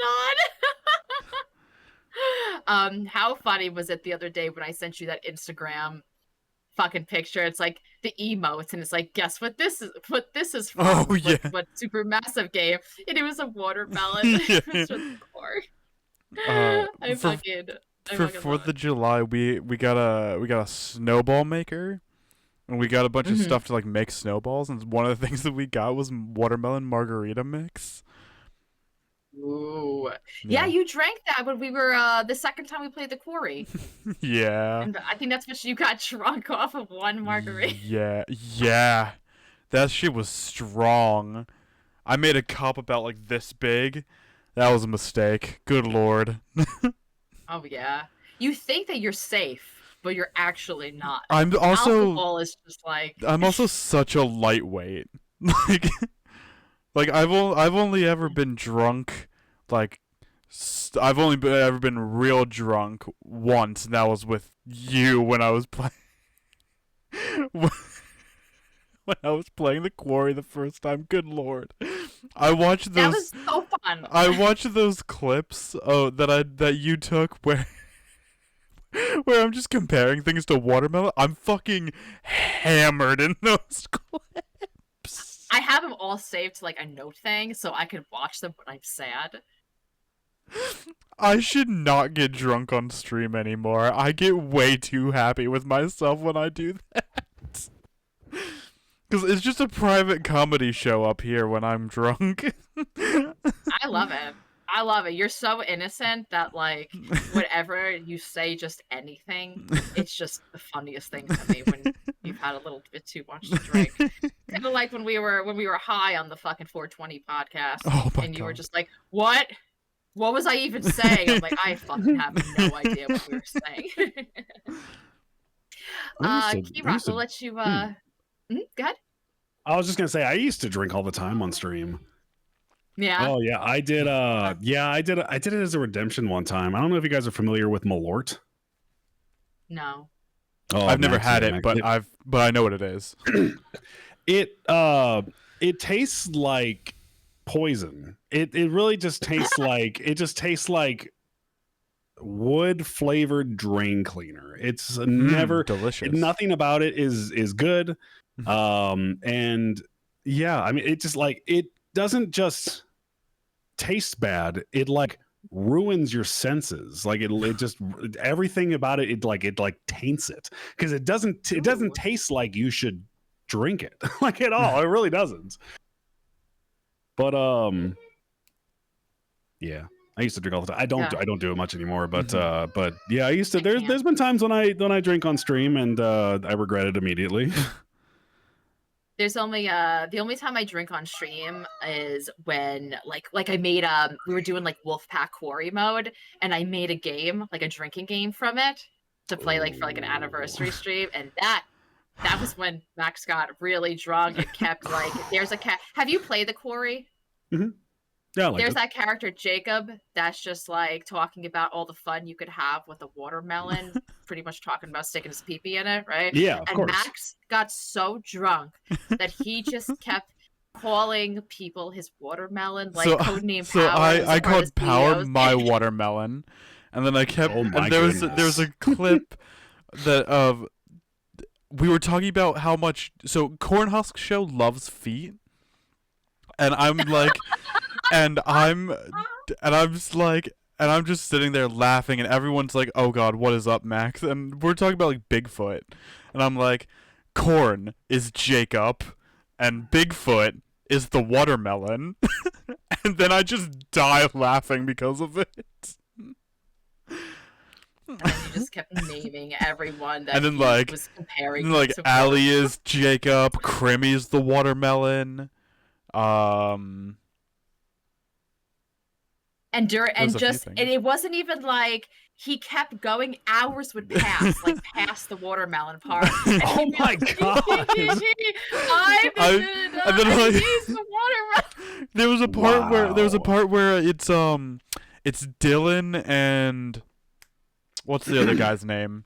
Ryan. Yeah, they're in the office, and Dylan's flirting with Ryan, and all Allie hears is, and I was like, "What's up, Max?" And then I just go, "Dylan's the watermelon," and Allie and I just start bursting out laughing together. You're ridiculous. It was great. I've never seen Max drunk, and it was amazing. And I hope that one day I get to experience it again. I hate to be a buzzkill, but I gotta get going. Get going, unfortunately. Yeah, we were about to say, like, we've hit the 3-hour mark. Yeah. When do you stream? What do you do? Soon. Whenever you can. Hopefully we get this setup ready to where I can start streaming more. I thought about maybe streaming tonight. I don't know, but just kind of depends. Yeah. If I could plug really quick, just twitch.tv/Mr. Keyrock. Also, please, and I'm gonna put it in your guys' chat as well. Please go follow I Am Brandon. He's like the best co-host ever. If you guys wouldn't mind, like, really go showing him some love. He's like, seriously, that's his name right there. Please just go check him out. It's a 0 instead of an O. And yeah, he's like a genuinely down to earth, amazing person who is a great co-host. He's funny as hell. He's Canadian, which is also a plus. Like, he's just a really awesome dude. And yeah, I think he deserves all the love. He's seriously like a great streamer, and he streams a lot more than I do. So yeah, definitely go check him out as well. Absolutely. But yeah. Fuck yeah. Thank you so much for joining us. I'm so glad that we got to have a conversation, get to know you better, and just like everyone that's Mr. Keyrock's, hit the little heart to follow him, and follow him on TikTok too. His TikToks are super funny and helpful, and he recommends horror games. And thanks, again, guys. Thank you so much for being with us, and we'll see you soon on stream. Thanks for having me. You guys have a good day. All right. You take care.